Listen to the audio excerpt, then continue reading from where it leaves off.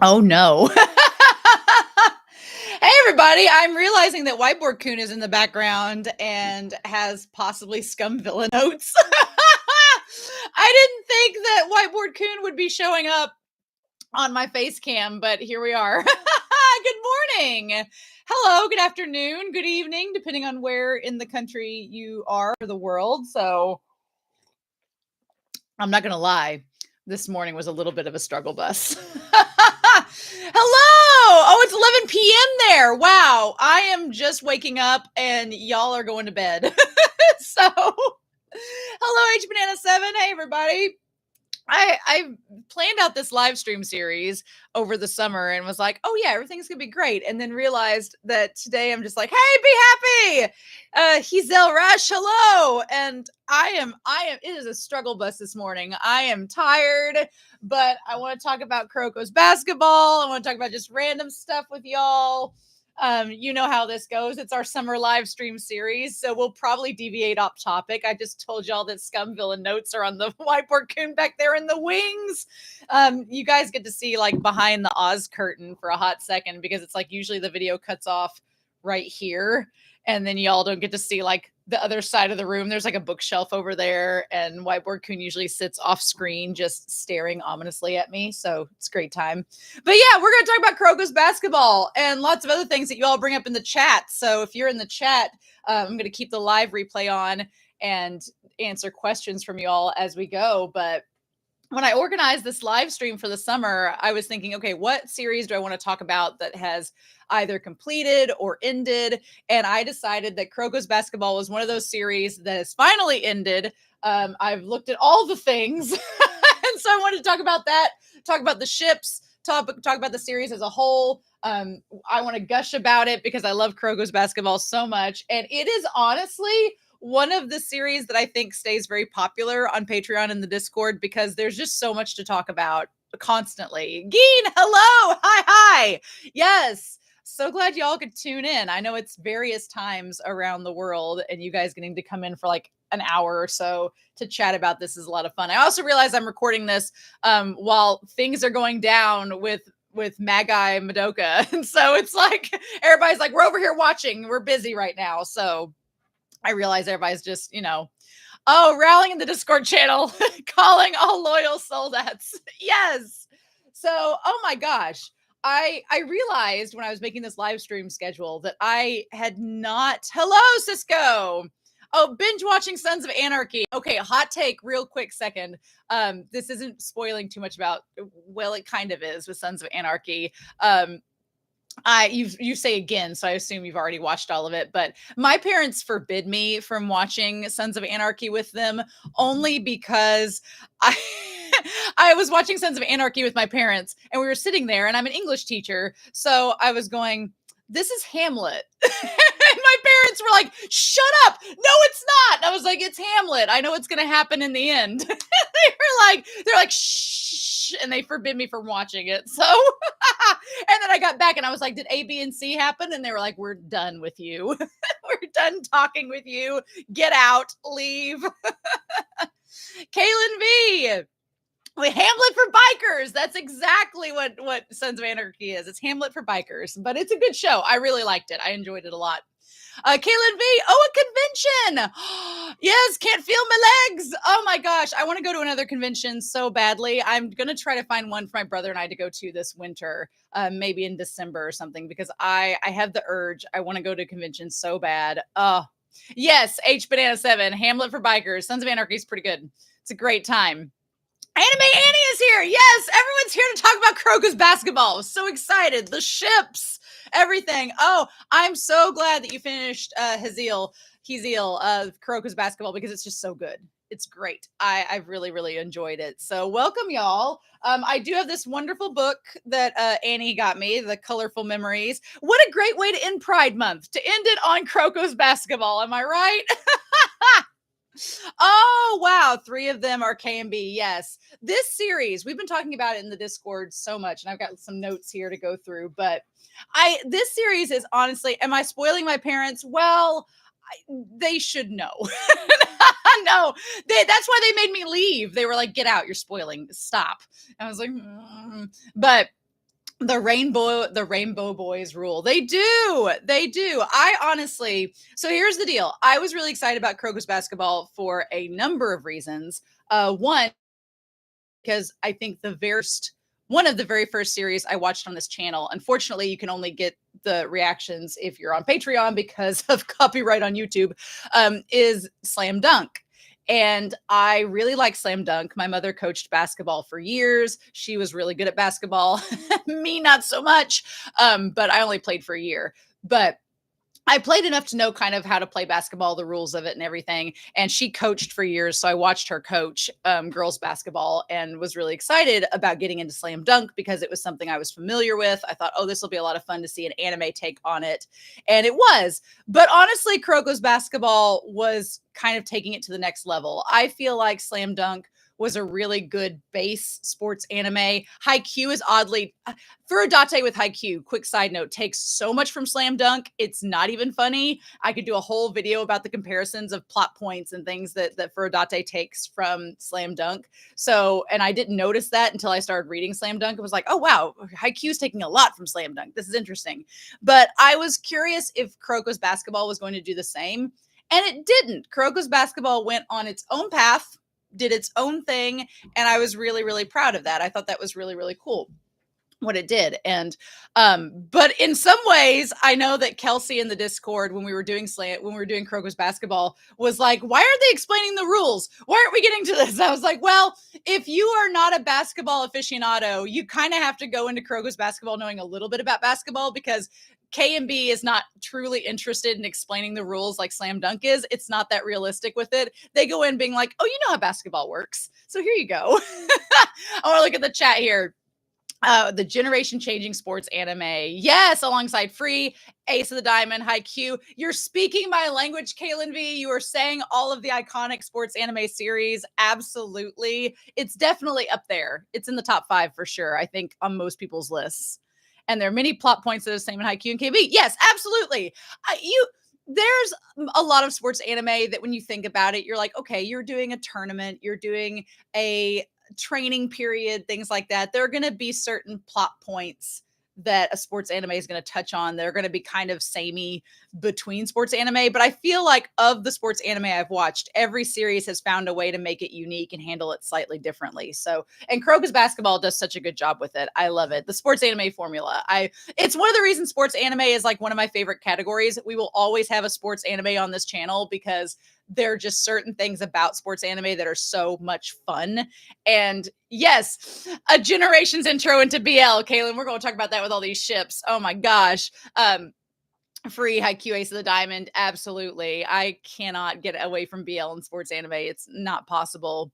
Yeah. Oh, I'm so happy. Be happy. Yeah. I'm glad that you got into KMB too, because it's the thing about Kuroko's basketball is it is a series that so many people can watch for so many different reasons. If you're here for the ships, they're there. If you're there for the sports anime, it's there. If you're there for the slice of life high school aspect, it's there. If you're there for just really good character development, it's there, right? It's really, really good. Did you know of a star? Yes. Yeah, this is my last live stream of June. Obviously, it's the last day. And then I'm gonna have 2 in July. So I'm pretty excited about that. Which sports anime is my favorite? Oh my God, it's like asking your favorite song. Just no. Oh, I'm there for the trauma, Geen. Yes. Oh, Kuroko's basketball. So much angst. So much angst. And the superpowers. Kaylin V, I'm going to get to your question. Did you know of a star here in a second? It's so funny you say superpowers, Kaylin V, because there is an individual. I don't know if they're going to be in the chat today, but one of the patrons on Discord, they're a huge Ace of the Diamond fan. And they watched Kuroko's basketball when I was watching it. And they would always be like, superpowers. And every time the show would try to explain how each of the move sets worked, Kelsey would be like, this is superpowers. There are no explanations. And I think that the series did a great job of explaining each and every power to an extent where it was realistic. The only one that we kind of laugh at is Haizaki's ability to steal moves. And I know they give a real reason, but we're all like, is that a reason? And it's like, it's anime. Let it go. It's fine. It's good. I love it so much. Okay, now look, Ace of the Diamond is, I would say in the long run, my favorite because it's one of those slow burns that I fell in love with the series, and it gets better and better. You've got to invest time into Ace of the Diamond, but it rewards you. I think that's the part I really like. But Kuroko's Basketball is really high up there. I would say Kuroko's Basketball and Haikyuu are probably up there in my top 3. Run with the Wind is up there. I hesitate with, I've not finished March Comes In Like a Lion, so I want to wait on that one, but it's amazing. I love March Comes In Like a Lion. If you're not watching that on my channel, I recommend it. It's not the sportiest of sports anime. There is a sport, but it's kind of like sports adjacent, but they're getting enough into it now that I'm like, okay, no, this is a sports anime, but it's a lot more stylistic and abstract than most of the sports anime that I'm watching. But baseball manga, yes. Touch and H2. That's interesting. H Banana 7. The Wi-Fi Zone. Okay, yeah, Geen. The Wi-Fi Zone. Okay, yeah. Heizaki's ability, and then Akashi, and just I will go ahead and say this. I wanted to get this out of the way because I have a feeling that people will talk about my favorite characters. I have softened so much on my views of Akashi. Like Akashi over the course of this series, I've softened so much on him. This was my thing. When we first met Akashi, you have to understand, Kagami is like my favorite. Kagami is my favorite character. Maybe he's in my top 5 of like all sports anime characters. I love Kagami. I'm a communications major, so Kagami coming in there and just being like, what's this bullshit about misunderstanding? What's this BS about miscommunication? We will have none of that here. We're going to talk it out right now. And I was like, Kagami, yes, thank you. Give me that. Yes. And Kagami was such a surprise, because when you see him on the cover of this, I was thinking of Kagami being like, oh, you're going to be this super imposing, like super brash, arrogant, like, I know how to play basketball, little blue-haired boy, and you don't. And I'm going to teach you the ways. Like, that was kind of the impression I got seeing the cover, being like, oh, he's going to be a dick. And then within the first episode, I was like, oh, no, you're not. So I was so excited. And then as the series goes on, he was just such a great character. And he was just, oh yeah, I'm getting there. Be happy. I'm going a roundabout way. And so I really, really loved Kagami and how he just wanted to communicate with Kuroko and get things straight, cut through the BS, get to it. So I fell in love with this character. So by the time that we get to Akashi and the scissors, by the time we got to that moment, and they built Akashi up so much to be this antagonist, which I love. I love a Shakespearean villain. I love an over-the-top dramatic villain. Adam from Skate the Infinity. I love it. I love the drama, the theatrics. I'm all about it. And so by the time they had Akashi come in with the scissors, and that moment, I was like, oh, okay, we have a violent villain. I was pretty excited. Yes, as Anime Annie, his first action was to stab our precious Kagami with Midorima's scissors. And Midorima was just like, yeah, here you go. I love Midorima was just like, sure, whatever's, do what you want. Midorima was probably like, into it, right? Again, we'll talk about ships. But yeah, so I was upset with Akashi, but honestly, I think that at the time, and as you all know, if you're watching my Berserk reactions, you know, I get really emotional in the moment with reactions. And sometimes when we watch, we get very impulse reactions, impulse discussions. And I remember editing a lot of those episodes. And when I was editing, I was like, ooh, Romania, you were a bit heated. Romania, you were in your feelings for a lot of these discussions. You might need to tone it back a little bit and think about that. And then I get to the comments and people are like, why you risen on Akashi? And I was like, oh no. So it just kind of built on itself. And I was like, And so I do, in hindsight, believe I was very overdramatic about my dislike of Akashi. And I think that the extras, we'll talk about the extras with this series, but I think the extras helped me to gain a better appreciation, because they allowed us to like have more time with his character, because that was the one thing I was really regretting in the series. I think the only thing I would change about the series as a whole is I wish we had more time with Akashi. I wish we had more time with him. I wish we had more time with his character. I wish he had more to do at the end, because he had all this unresolved stuff with his father, and I was like expecting that to be talked about, and they don't really do much with that. So I wanted more. And I think that says something when you don't like a character at first, but then you get more of him and you want more of him later. I think that's a sign of a good villain when you want him to come and have more content at the end. So let me look at the comments on here before I go any further. Kagami is great. He cuts to the BS. Kisei is my fave. Oh, Kisei's so good. I think the roster in Kuroko's basketball is so stacked. I think that everybody could have a favorite character and it's totally justified. Kisei and Almine, of course. Kisei and Hyuga. Oh, Kisei and Hyuga, yes, absolutely. Kisei fighting Almine. Oh, we're gonna talk about the games. Yes. They managed to create Kagami's character to be so lovable and perfect for Kuroko after we learned what happened in his backstory. Yeah, absolutely. He was the perfect duo and fell right into Kuroko's lap. And I love that too. I love that Kagami, Kaylin V, to your point, I love the fact that Kagami never tried to like say that Kuroko needed him. It was very much like a mutual we need each other relationship. And again, adding to the BL factor, adding to all of that, that they are equals that have to work together to be so good. I love it. Absolutely. Midorima didn't think that Akashi would be psychopathic with the scissors. I think Midorima knew exactly what he was capable of with those scissors, but I think a lot of people pointed out in that episode, and looking back, I do agree with the people that commented. They were like, Akashi knew that Kagami wasn't going to be affected. So that's why he did it, knowing that Kagami was going to be able to take it. And I think I agree with that now that I look back on it. I'm like, yeah, Kagami knew that it was going to be okay. And I think that's why Midorima was like, he knew what he was going to do, but he knew it wasn't going to end up being something bad, right? No shame. Who would like a scissor stabber at first? I know.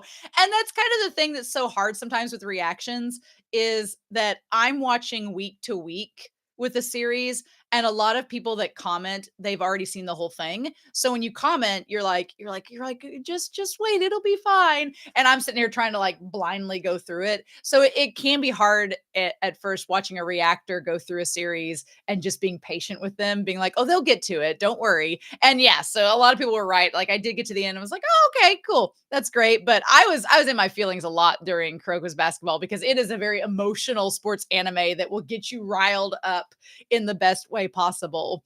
Mm-hmm. Yeah, I wish that Akashi had more character development, Geen. I really do. Anime Annie, it says a lot from Midorima's relationship with Akashi. He was willing to give him the scissors or his lucky item, but wouldn't let Murasaki Bara have them to open his crisps. You know what? It amazes me in Kuroko's basketball how fun it is that you get to see the dynamics between the Generation of Miracles and all the characters. And what I like about it is they're not just all holding hands, being like, we're on a team together and we love each other, especially the Generation of Miracles. They're some big diva personalities and they don't always gel. And I liked the show wasn't afraid to not let them gel. Like Murasaki Bara and Midorima, they clash. They don't really get along as characters. And with their character and personality, it makes sense. So yeah, whereas you have like Akashi and Midorima who get along great. So I like that the series was able to give us those characters and have them have all different types of friendships and dynamics. This person likes this person more than others. I thought that was a really cool thing to have in the series. And it made it to where you wanted to see them all interact because you wanted to see like, okay, who's gonna gel, who's not gonna gel? How's this gonna work out? Right. Setus. Hello, Setus.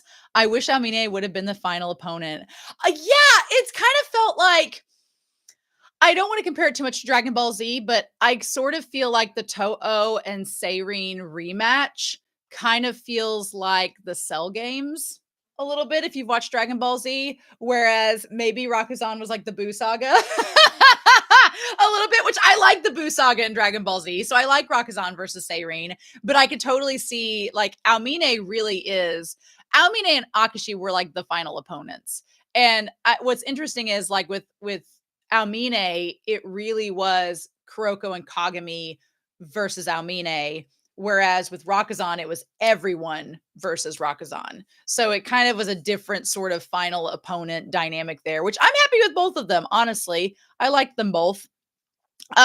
One thing I don't like about the show is Kagami was the only one to get scouted into the NBA. Was that ever confirmed?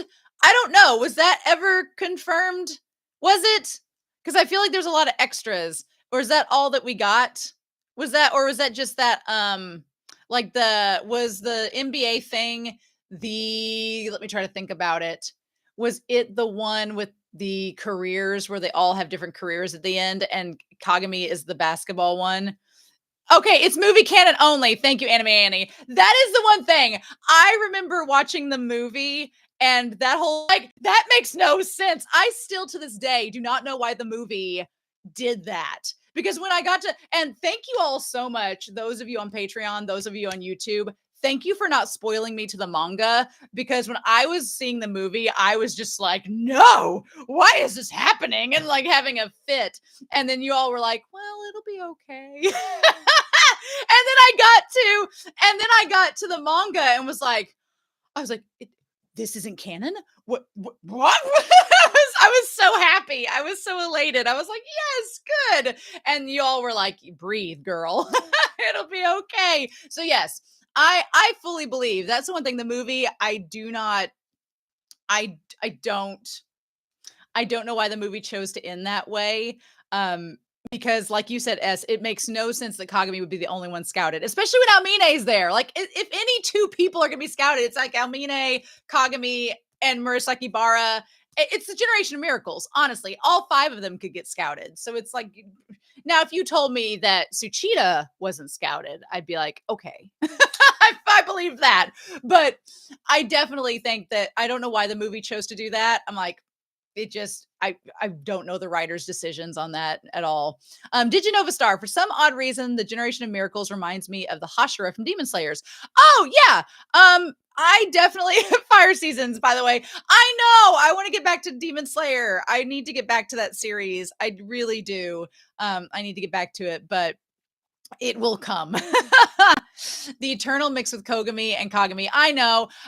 Kogami in Psychopaths and Kagami, their characters are surprisingly kind of similar. So I always confuse their names all the time. It's that one letter just. But I mean, I like both of them. I like both their characters so much. So I don't think it's a problem to mix them up every now and then. Geen, I still won't get over the fact that every single adult in the series ignored Akashi.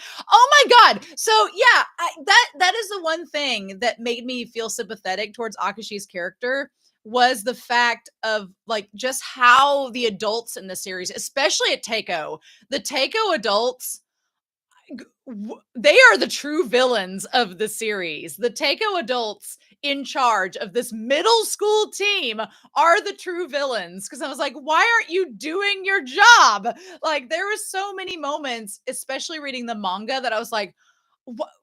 Because the manga goes a little bit more in depth with it than the anime does, especially on the Teiko flashbacks. The manga gives us a little bit more, and there was so much incompetency, and I was like, why are you? And I think it hits me more now that I'm an adult and I actually do coach a team. It's not basketball, but I coach a team for a competitive event. And now it made me furious, because I was just like, that was not like, they weren't considering the mental health of the students. They were considering like the physical health of the students. They weren't considering anything but themselves and how it made their school's reputation. And it's so frustrating because I know schools that are like that in real life. And so seeing it happen in this anime be a reflection of some real life stuff going on, it was so infuriating. And I think at that point, I started to get more mad at the Teiko adults than I was at Akashi. I was like, nope, you are a product of this environment, and somebody should have stepped in and did something. And I'm actually glad that the mangaka went there and showed that, because I think a lot of times in sports anime, the adults are always viewed as just being, the uplifting mental, mentor support characters that the kids need. But here, the mangaka was not afraid to be a little dark with it and be like, no, there's like a downside to all of this, and exploitation in athletics where these athletes are being exploited, and it's, played off a certain way to where you don't really think much about it. And I'm glad that the mangaka chose to do that. It is very realistic. So we'll get down here to some of these. Kaylin V, Furihata is my baby, and it's amazing that everyone I tell this to are like, yep, checks out. Oh, Furihata is so cute. I love him. He's such a great character. Although Kelsey in the Discord, she was always very like disturbed that people would ship Furihata with Akashi, and I was like, it could work. Furihata, he could tame Akashi a little bit, right? the Generation of Miracles relationship gives us that bit of realism away from the unrealistic plays. Yes, Anime Annie, I agree with that 100%. This was the early 2000s, Japanese anime, mental health, and red flags. You know what? This is the thing. I do want to say to that, Kaylin V, a little bit. I believe that, because I'm born in the late 80s, so I grew up in the 90s. Mental health and all of that, it was existent. It's just we don't call attention to it and demand for it like we do now. Because I do remember seeing like PSAs and seeing stuff where people were still saying the same thing. They were saying go to therapy back in the 90s as they are now. It's just now we're trying to push it harder and make it more visible and transparent. So I still think there were pockets and red flags. The red flags were there. People just weren't the resources that there are now. That's the big difference. The red flags were still there and people were still calling attention to it back in the 90s. It's just there was nowhere to go. It was like people weren't drawing as attention. Like therapists, if you watch 90s anime, even as far back as like on Nickelodeon and cartoons in the West, therapy was still there, but it was treated a certain way and for certain people. Whereas now it's more universal, like, oh, anybody can go to therapy and anybody should go to therapy. Whereas back in the 90s, therapy existed. It was just targeted towards a specific audience. So I think that the resources and everything was still there. It's been there for decades. We're just pushing who it's for and how it's needed in a different way. So I think that that's kind of different. But to say that mental health didn't exist in the early 2000s, I'm like, oh, girl, it did. It did. It's just very different. I'm like, I think that's a generational thing, too. I'm like, no, it's there. We just push it in a different way. The NBA thing was movie can't only. Yes. The Takeo adults not caring about mental health and athletes. Yes, all that matters. And I even feel like it was important around the 2000s. If you all were, I was in middle school around then, but I remember in the early 2000s, there being a lot of pushback in the NBA because of exploitation, like with the NCAA tournaments, with the Sweet 16, a lot of college basketball was starting to get pushed back because it was like college basketball players were being exploited by colleges for money. So it feels like the mangaka was making a statement around the time that this was all going down to kind of say like, hey, here's something I've noticed. We should address this in the anime. And I thought that was really smart of the mangaka to do it. Right. Yeah. Okay, Kaylin V. Sadly, it's actually realistic. Even having just one prodigy in the school would lead to the school. Oh, absolutely. I agree. Yeah, Kaylin, that is so true. I grew up in a very small school, and it was sort of like the big fish in the little pond mentality. I remember our basketball team, we did really good my junior year in high school. And we had one player that he was like a prodigy and everybody like treated him so well. Like the teachers gave him favoritism. The teachers would give him like great grades on tests when he didn't earn it. It made me so mad. I sat behind him in a math class and watched him get like an A on a math test. And I was like, you didn't even get any of them right. I was like, no. So, and just so he could play, because that's how much they cared about athletics over education. And it was so frustrating, but you're absolutely right. It happens so much in real life. And then in Kuroko's basketball, you have a team of divas and it's like, oh, a team of prodigies that get that preferential treatment. And it's not good. Yeah, it's not good. Yeah. I do agree, H Banana, it is slow to change. And that's kind of why we're still talking about it with mental health, especially in these series. It's like some cultures are slow to change. And it's like, if we don't keep talking about it, there won't be change. So that's why it's still happening. So it's interesting, right? I dealt a little bit with like conflict resolution in my grad school program, and it's something that they were like, this has been around since the 70s. And I'm like, then why hasn't this been implemented more? And they're like, change is slow. And I'm like, it's just like, it's so awful. It's like it's like change is so slow because humans are creatures of habit. So changing someone's entire behavior system or how they believe about something is just, it's such a slow process. And it's like, you have to keep digging at it. Otherwise it doesn't happen. And it's like, I feel like the thing that's so awful is we live in a culture of like instant gratification. We want something to happen now and quickly. And so when things take time and consistency, it can be very frustrating. And people are like, nothing's changing. And it's like, baby steps are hard. They're just hard in general. And yeah, I think that a lot of you are pointing out some really good things about Japanese culture. And it's so interesting coming it away from like, I come at it from like an American culture standpoint, which is so different. So it's oftentimes like me being like, why don't you do this? And then the culture's like, because we've been this way for so long, you winch. Like, so let's see here.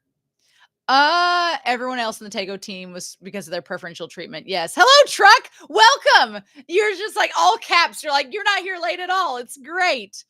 Okay. H Banana. I don't want to change the subject, but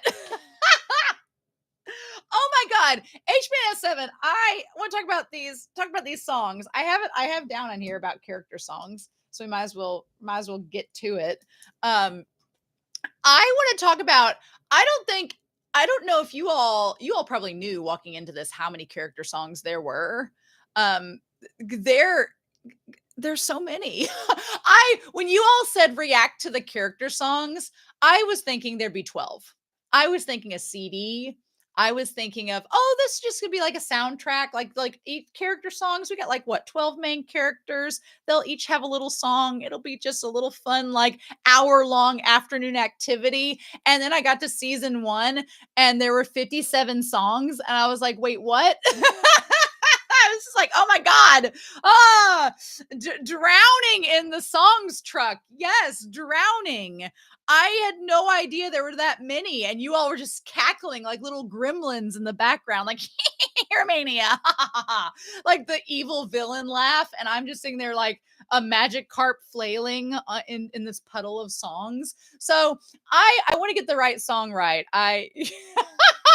Caleb, he's like, we suggested them while cackling. You all knew exactly what you were doing. You knew walking into this. You're like, Romania has no clue. I want to see which character songs for Kuroko. I'm looking them up right now. I want to make sure that I get the song title right, because there is one specific song I really, really like, but I want to get it. If I was doing karaoke for it, I want to find it. I do like Punky Funky Love. That one's really good by Grand Rodeo. That one's really fun. I like that one a lot. Where is the character songs? Character songs for Kuroko. Tell me all of them. The Almini and Agashi songs are good. Their voice actors are so Suabe can sing so well. It's not even funny. It's just like, really, are we sure? Okay, I need to find out where it is. There's one song, there's a duet that I really like between Kuroko. Yeah, find duet series. There's Kogami and Kagami and Kuroko have a great duet, which I really like. I wish I could find all of them. There's so many ones. There was one that like had thunder or lightning as the theme. It might be a Kisei song. That one's really good. I like it. You've asked me. I came in ready to talk about ships, and now character songs have come up, and my mind has gone into an absolute blank. Oh, what have y'all have on here? The best bobs, the playlist while jogging. I will agree. There is an Akashi song that's really, really good. I like it a lot. I honestly know Madorma. Madorma has some good Kisuke Ono. They have some really good ones too. We can transition to ships later. You're like, that's gonna be a whole thing in itself. Yeah. Suabe's voice is just so damn smooth. It's so good. And the voice actor for Madorma, who's also Erwin in Attack on Titan, his voice is really good. What is the Madorma? Where is that one song? No, it's the Akashi song with Rakuzan. Which one is that one? I really liked that theme. Where is it at? It's a character song. It's where they all sing, like all of Rakuzan sing together. What is that song? And it's so good. It's like such a bop.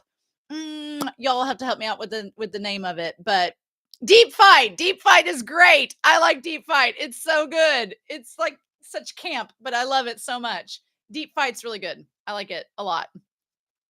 Murasaki Bara isn't one of the best ones. I like Murasaki Bara. His voice is very unique. It's different. I don't know if it's my cup of tea, but I liked Murasaki. They could all sing. Let's be real. Girl can't hold a tune in a bucket, so I have no right to criticize any of them for singing. But Komuro has a great voice too. They are all such talented singers, and so realizing that, it should not be any surprise that there are so many character songs, because they were just like, wait, we have a voice cast that have a really good voice and have a really good vocal range. Money. And I guess that goes along into the idea of merch. If any of you have been, I know several of you are on the Patreon, on the Discord channel for Kuroko's Basketball. I live every time y'all share the new official artwork that comes out, the new official merchandise that comes out.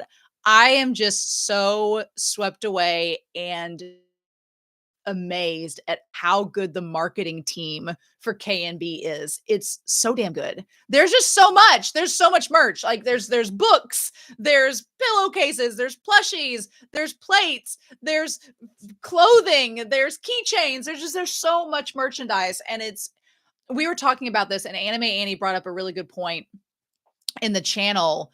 The idea of you can't get all the merch. It's not possible. You don't have a house big enough to fit it all in. So Anime Annie was talking about in the channel, the idea that with Kuroko's Basketball, you kind of just had to pick a character and be like, okay, I'm going to get merch on this character. And that's the one I'm going to focus on, because you just you can't taste the rainbow. You can't get all the characters for it. I guess if you're going to do Nijimura would be the one to do, because he has the rainbow wristlet. He has the rainbow theme. So you could do that. But yeah, how do you even start? You just had to pick a character and be like, okay, I'm going to get all the merch for them and then go from there. Right. So yes, it's still making them. We were talking about it. Truck made me laugh out loud the other day because Anime Annie had shared something where it was like the 10th anniversary of the anime. And oh yes, the Blesses Jesus line, Pride of Aegis. Yes, the Blesses Jesus line. That one is so good. Yes. That one is great. The Murasaki Bara one. That's a great song as well. I just love that they're like a Christian school and they just incorporated that into their song. It's so funny. But yeah, Anime Annie was talking about how it was the 10th anniversary of the anime. So they're doing stuff for the 10th anniversary of the anime. And then Truck was like, didn't we just do like a 15th anniversary? Didn't something just happen? And then we were like, no, that's the manga. And now this is the anime. So it's just their team is so good about just keeping the fandom going, keeping the series alive, even years after the anime and manga have ended. They're like, we're just going to keep this fresh. And I really like it, because the thing about the extras that I was really worried about going into this series, because people were telling me there was a lot of extras. They were saying like there are character songs and there are audio dramas and there's light novels and there's a movie and all this. And the thing I dislike the most for the anime and manga is when their extra material is not canon. It's just filler and it's just to sell something, but it doesn't connect back to direct. There's only a few audio dramas. What are you talking about? But there's just, there's no connection back. Like I've had a lot of people ask me to like watch One Piece movies. And my thing is, a lot of the One Piece movies they're just extra. They're not canon in any way. And I'm like, I don't want to waste my time watching something that's not canon, that doesn't connect back to the main series. And so something that I love about Kuroko's Basketball is all of the extras, they connect back. All of the extras they've weaved into the anime, they weave into the manga, they all tie back in. There are references in the manga and anime to the extra materials that you're like, oh wait, what? Like even the official art references the extras, even the official like merchandise that comes out are from the extras. Like it all ties in. So if you're somebody that's reading all this extra material and watching all of it, it makes you feel like it's valid. It makes you feel like, oh, there's a reason I'm watching this and there's a reason I'm getting into it, because it's all going to connect back together, and it makes the series just that much richer of an experience. So I would say of all the series that I've watched, yeah, exactly, Geen, the One Piece movies are just character fan service. And I'm like, that's fine. I know that has a place. Some people really enjoy that, but I want something more to give me reason to watch it. And I will say, of all of the sports anime I've seen so far, Kuroko's Basketball has had the most extra material and probably the highest quality of extra material. Like it all has come back in and it really enriches the experience of the series. And it makes me like it more. So I'm like, yes, of course. With here. Yeah, Truck saying there's only a few audio dramas. Sure. I also want to give a special shout out in this live chat because I have y'all here. But thank you so much to Anime Annie and Truck for taking time to not only get me like extra material to do reactions for, to do that, but also to take their time to do the audio dramas and do music videos to get all the songs together. If you've not gone to Anime Annie and Truck's YouTube channels, please do and go support them and give them a subscription if you like Kuroko's basketball, because their stuff is really great and they took a lot of time to put it together. I couldn't have done it. So I think if you like Kuroko's basketball, they're in the chat here. Go find their channels and give them a subscription because they deserve it. Because y'all were amazing putting that together. Because I was always so surprised. You guys would just be like, "Yeah, here it is," and I'm like, "Didn't this take you forever?" You're like, "Oh no, it's fine." I was like, "Oh my gosh, it's amazing! Thank you." That's always been something on my channel I've been so thankful for, is if I've asked people to find me extra material, if I've been on there being like, can somebody find me this file? Can somebody find me this, like this audio drama? Can somebody find me this link? Y'all do it like that. You're like, boom, there it is. And yes, Kaylin V doing the Lord's work. Y'all find it and instantly provide it. And I'm like, I feel like I don't deserve it. I'm like, yes, awesome. Thank you so much. So yeah, absolutely. I will sing y'all's praises to the heavens as long as I can.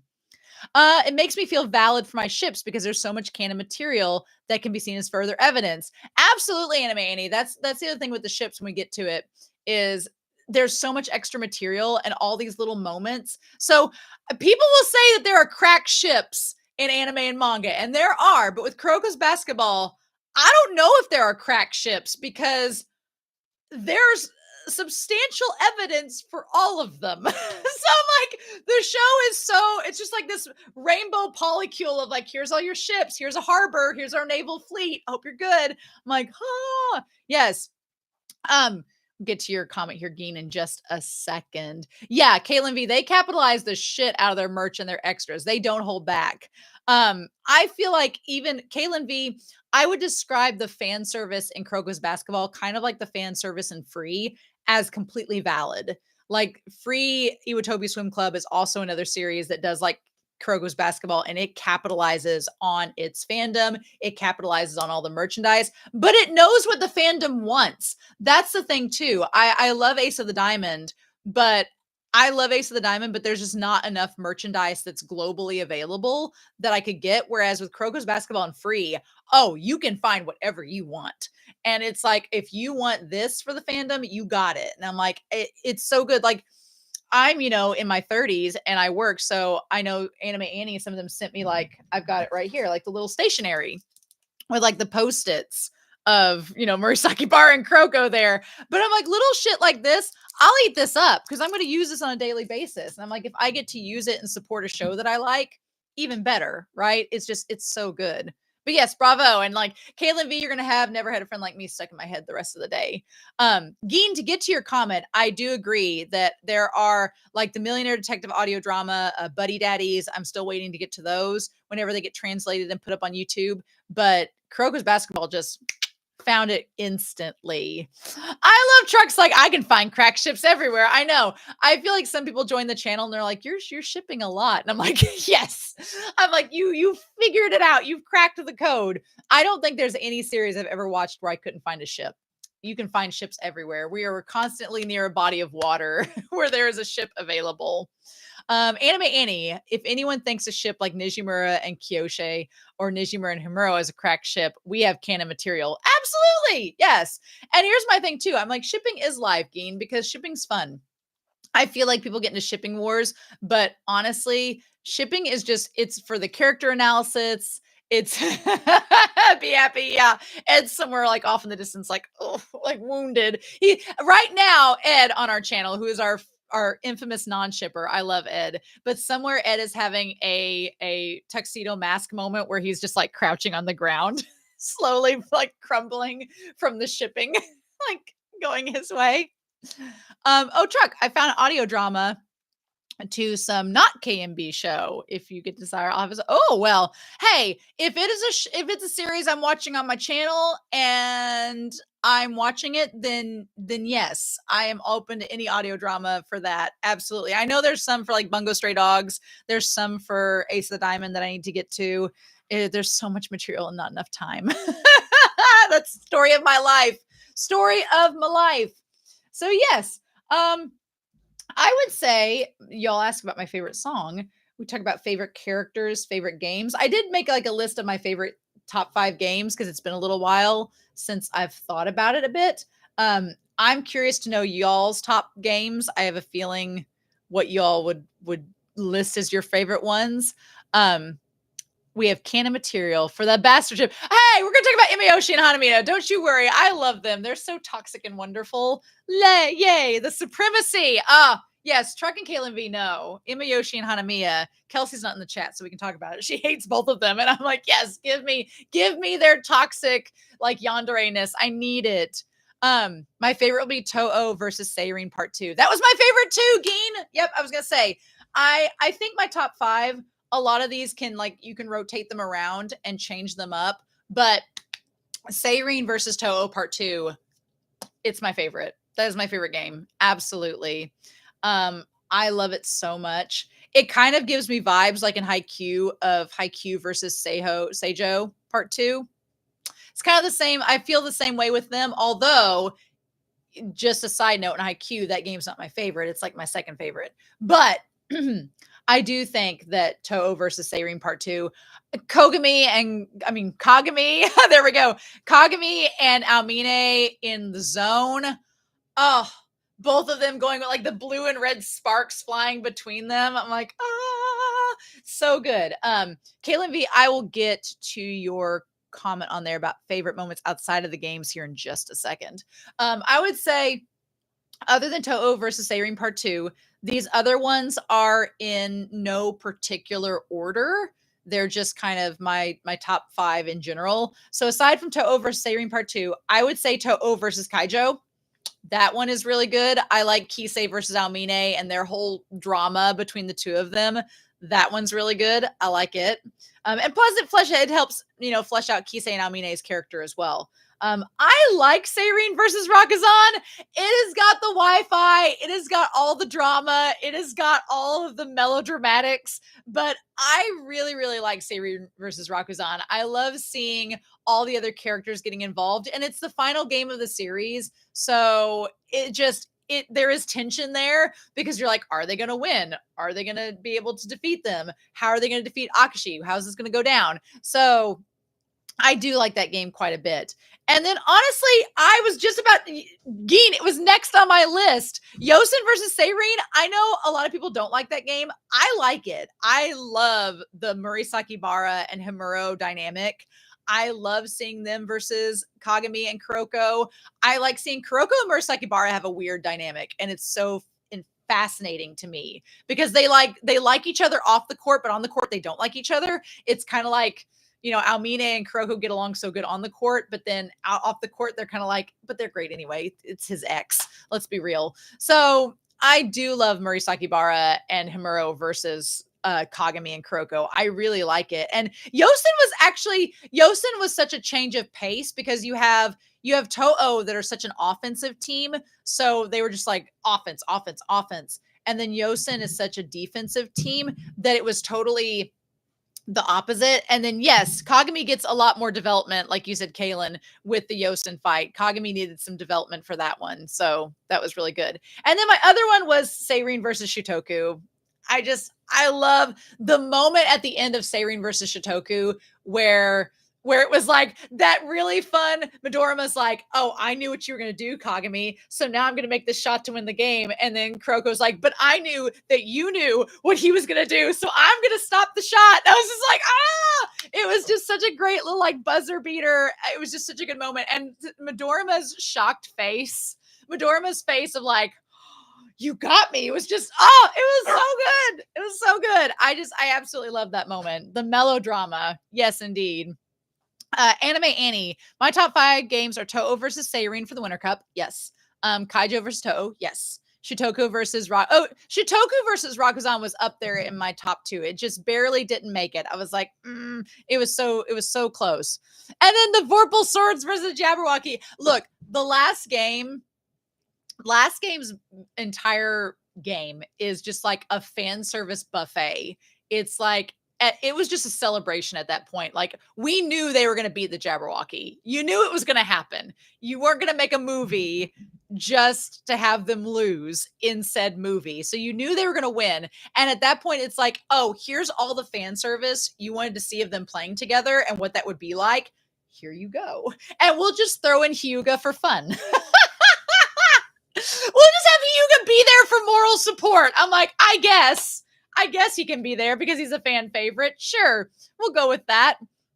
Shitoku versus Rakuzan was so good though, especially because Midorima and Akashi have such like, they just have like delicious ex chemistry. It's like Ina and Kuroko have like the angsty exes. Midorima and Akashi have like kind of like, there may have been some BDSM involved. Xness with them. And then you have our poor Takao. It's like, what do I do? I always felt bad for Takao because Takao, whenever you see the last game and Akashi and Midorima work together, you just see Takao over there like, there's my boyfriend's rich ex-boyfriend who's just trying to like get some extra action at the end. And then I always loved it though, because Midorima was like, okay, we'll have this moment, Akashi, but then I'm with Takao now, so it'll be all right. And I was like, yes, absolutely. The Pikachu Midorima from that match is still some of my favorite. He's like, what? It's so good. Yes, the mind games of the Shitoku match. Midorima is just so good at it. Oh, I love that Diginova Star put it as in the chat, Sairine versus the cheating team. Because how many they punched that guy's lights out? Yes. That's such a great way of putting it. And the cheating team. I just love okay, Kaylin V was talking about favorite moments outside of the matches. That one moment where Almine meets Hanamiya in the bathroom. In sports anime, all crazy things happen in bathrooms in sports anime. It's just guaranteed. One of my moments is Almine meeting Hanamiya in the bathroom because it's just so insane. Hanamiya punching Haizaki because, and then Almine, not Hanamiya punching Haizaki. I wish.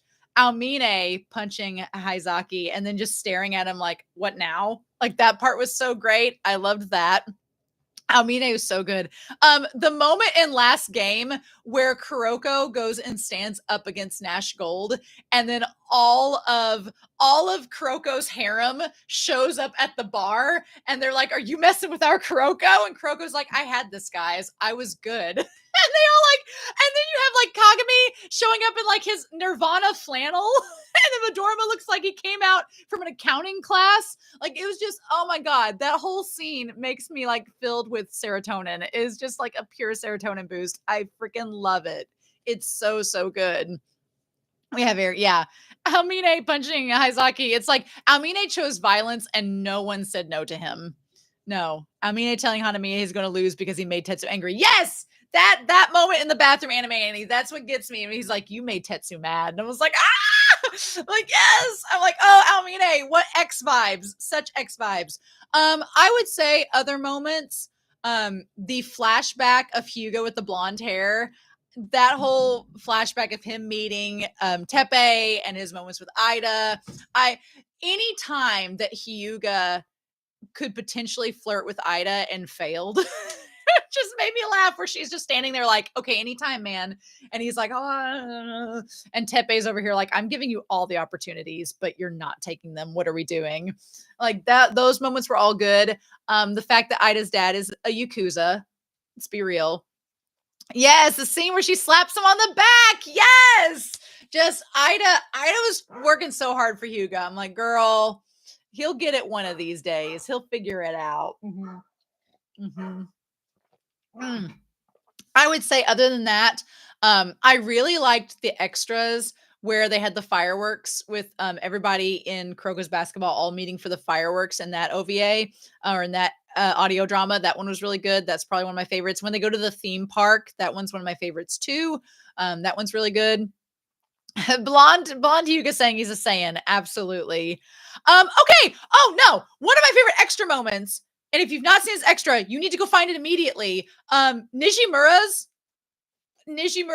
adventures, where Nishimura and Hamuro are maybe a ship, and also Nishimura hanging out with Tepe in America. Where's that sequel? Where's my OVA show? It's the 10th anniversary of the anime. I think you need to show it to us. Nijimura, I wanted more of him so much. He fascinates me to no end. Him being like the handler of all the Generation of Miracles and Teiko, and him having the rainbow wristlet, him just being like, we need more Nijimura in animated form. Yes, him with Haizaki, Nijimura's whole deal with Haizaki and how he like felt bad for him and kind of related to him and gave him like an easy out all the time. I wanted that animated more. Nijimura's adventures with Teppei, Nijimura's backstory with Himuro. I needed more of that. I want that animated. That shit was great. That was one of my favorites too. I loved it. All in all, Kuroko is probably my sixth favorite sports anime. And he was a sixth man. Oh yeah, I definitely. Most of those I haven't seen, so I can't speak to it. I would say Slam Dunk and Kuroko's Basketball are kind of like they're apples and oranges. They're so different. My thing though, to say to Kuroko's Basketball's point of why I like it, I appreciate Slam Dunk so much. It's a classic. It's the OG. It set the bar. I'm not going to spoil anything with Slam Dunk, but there's a part of Slam Dunk that I'm like, not with. For me, though, I am a character driven person on my channel. I love character development. If I will sacrifice plot for character any day, I will sacrifice a not so great plot if the characters are amazing and we can get more analysis with them. I'm all about that. So for me, I felt like Kuroko's Basketball I did like more because there was just so much with the characters they did so much more with. But again, it's all apples and oranges. So if you didn't like it as much, that's totally fine. I'm not going to say anybody's wrong for their like. It's fiction. You can like something more than the others. But that's just where I came from with it. But I loved it. The characters drive the plot. Yes. That's kind of like where I am at with it. I love symbolism and I love theme with a story. Setting, I don't care about setting. Setting can be anywhere. I'll watch a story that's in any setting at all as long as the characters are great. But yeah. Yeah, I agree. Slam Dunk is just it's a classic and I won't argue anybody that loves it the most because it is like the OG. I don't want to get into spoilers with Slam Dunk, but there are parts of it that I'm like, it could be changed, but it's fine. But I do love Slam Dunk a lot. Like if we're going to talk about characters, Slam Dunk made me cry. Like volume 8 of the manga of Slam Dunk, sobbed my eyes out. Absolutely. Mitsui is my favorite character in Slam Dunk. Their whole storyline is like, I sob. I love it so much. That is the one thing. I will say this to your point that Kuroko's Basketball, it didn't necessarily make me cry, but I enjoyed it a lot. I think that the parts with Aomine and his backstory is probably the most tragic because Aomine, his breakdown. Oh my God. Yeah, no. Annie, I was just getting to that. Like the parts with Aomine and his backstory, I was like, damn, it hits so hard. And my dogs are gonna bark like crazy if you can hear them in the background. But yeah, I definitely want to get to Yaomushi at some point. That part seems fun. And then y'all know how I am with Blue Lock. We're not going to get the blue Kool-Aid up in here. Truck's like slowly backing the truck up with it in there. I do want to have at some point like a live stream where I do like the series that I'm caught up with, but not finished. And I think sometime in late August or September, I'll do that.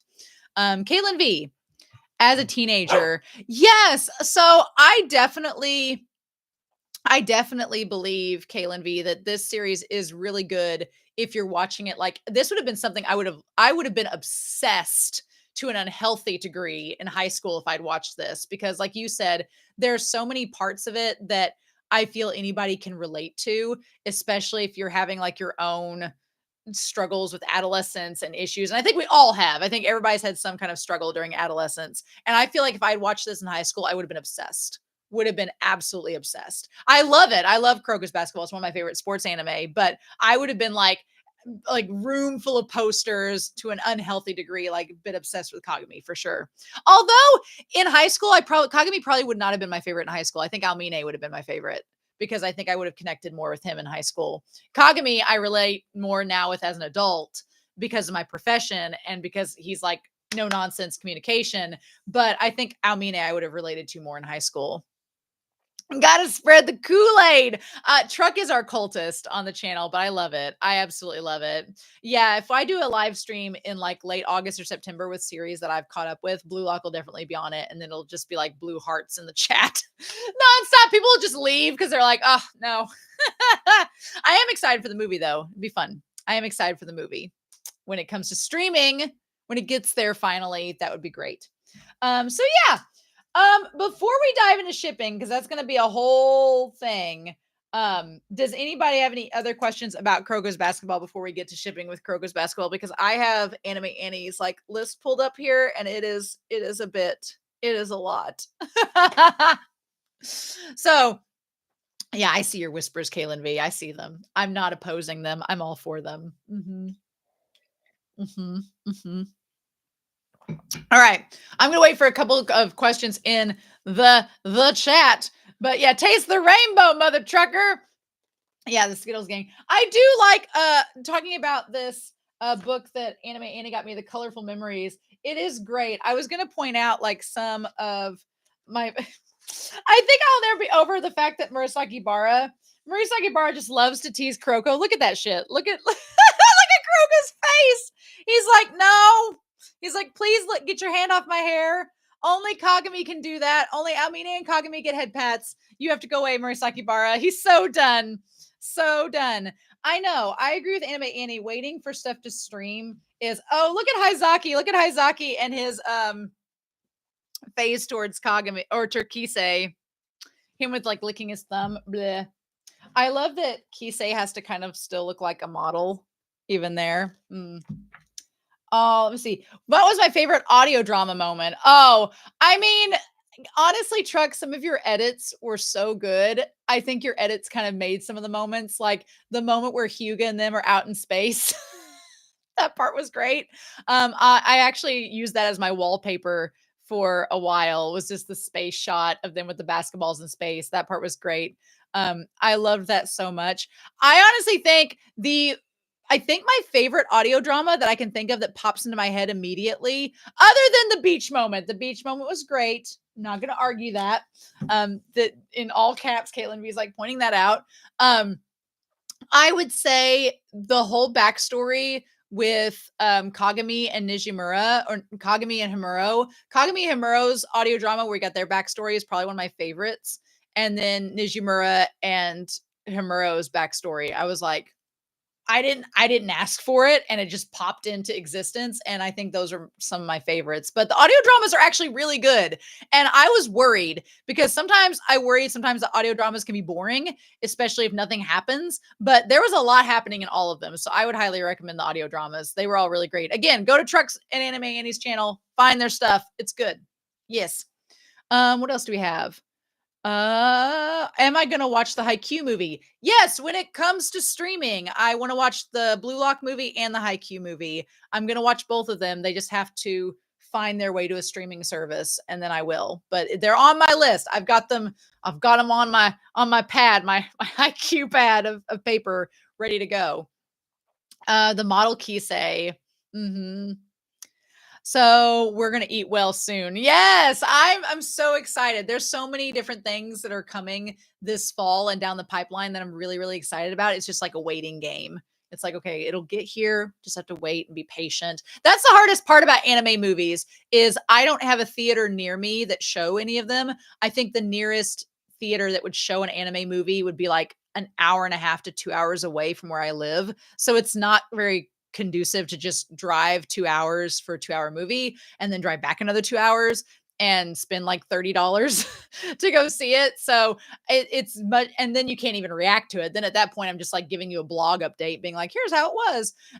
But so I definitely want to wait for the streaming to see it. It's just, that's the hard part. I waited like 2 years for that free movie, that free Final Stroke Part 2. I waited literally 2 years for that sucker. The Jujutsu Kaisen movie, I waited forever for that. So I can be patient. It's not going to be hard. Oh, Geen, I didn't realize you disliked Himuro so much. Oh, interesting. The tea, please spill the tea. Interesting. I'm fascinated by that. I think maybe I remember you saying in the comments that you didn't like them, which is interesting to me. Do I have a character that I really dislike? Honestly, no. I've softened up to Akashi so much that I don't really dislike him anymore. I'm okay with him. Especially after last game, I was just like, no, I get it now. It's fine. He's cool. My least fave is Kuroko. You know what? It's funny that you say that, Truck, because I feel like in so many anime, not just sports anime, but anime in general, it's oftentimes the main character that is the least liked one. And I wonder about that so much. And I feel like sometimes the main characters, they're kind of just like the audience surrogate. And so all the other characters get expanded on so much more. But Kuroko's just so quiet. So I could see why somebody, if you're not into a quiet Aquarius, that would be a problem. What about a character you love to hate? Well, I always like to say love to loathe because hate's a strong word. I would say love to loathe. I would say Nash Gold would be my love to loathe character. I could say that about Akashi, but Akashi, I get where he's coming from. Akashi's coming from like a place of trauma. And so a lot of Akashi's actions, I get it. Nash Gold is like a love to loathe character. So I'm like, bitch, you're a nepo baby. They talked about in the movie that his dad was like a player. I'm like, you're a nepo baby who's spoiled. Like, what trauma you got? He like had like that little 5-second montage in the movie where it was like, oh no, he wasn't picked first for the draft, and I was like, oh come on now, right? Himuro is just a brat. The way his own jealousy. I do agree that Himuro, he took that whole brotherly thing to a weird degree where Kagami was just like, can we not be brothers and be rivals? Like, Kagami was trying to have the most diplomatic way of doing it, even when he was like 12. He's like, why can't we just be rivals and brothers? And Himuro was like, no. So I think it's fitting that Himuro ends up with Murasaki Bara because they're both kind of bratty. So it's like one of them has to be less bratty than the others. So it makes one of them grow up a little bit more. So I like that. That's fun. And they were middle schoolers. Yes, absolutely. Middle schoolers are that's why Teiko is so genius as an arc because they're all hormonal middle schoolers and they're all growing to be like 6-foot giant monsters. So of course they're going to be like the most melodramatic, and then the people around them are being not adults. So it's just like it's a perfect storm of just it's a perfect storm of chaos and angst. It works so well. It works so well in this scenario. Hanamiya. Okay, look, people give Hanamiya and Haizaki a lot of hate.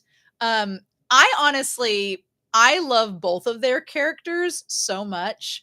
Haizaki is fascinating to me because he is such a douche. He's such a dick. He's such a jerk.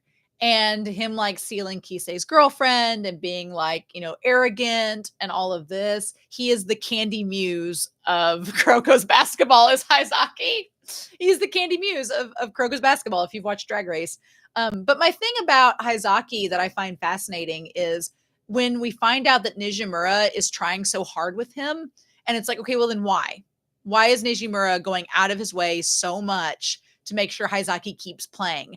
And that made me so fascinated about both Nijimura and Haizaki because Nijimura saw something in Haizaki like, no, he needs to keep playing. This is an outlet for him.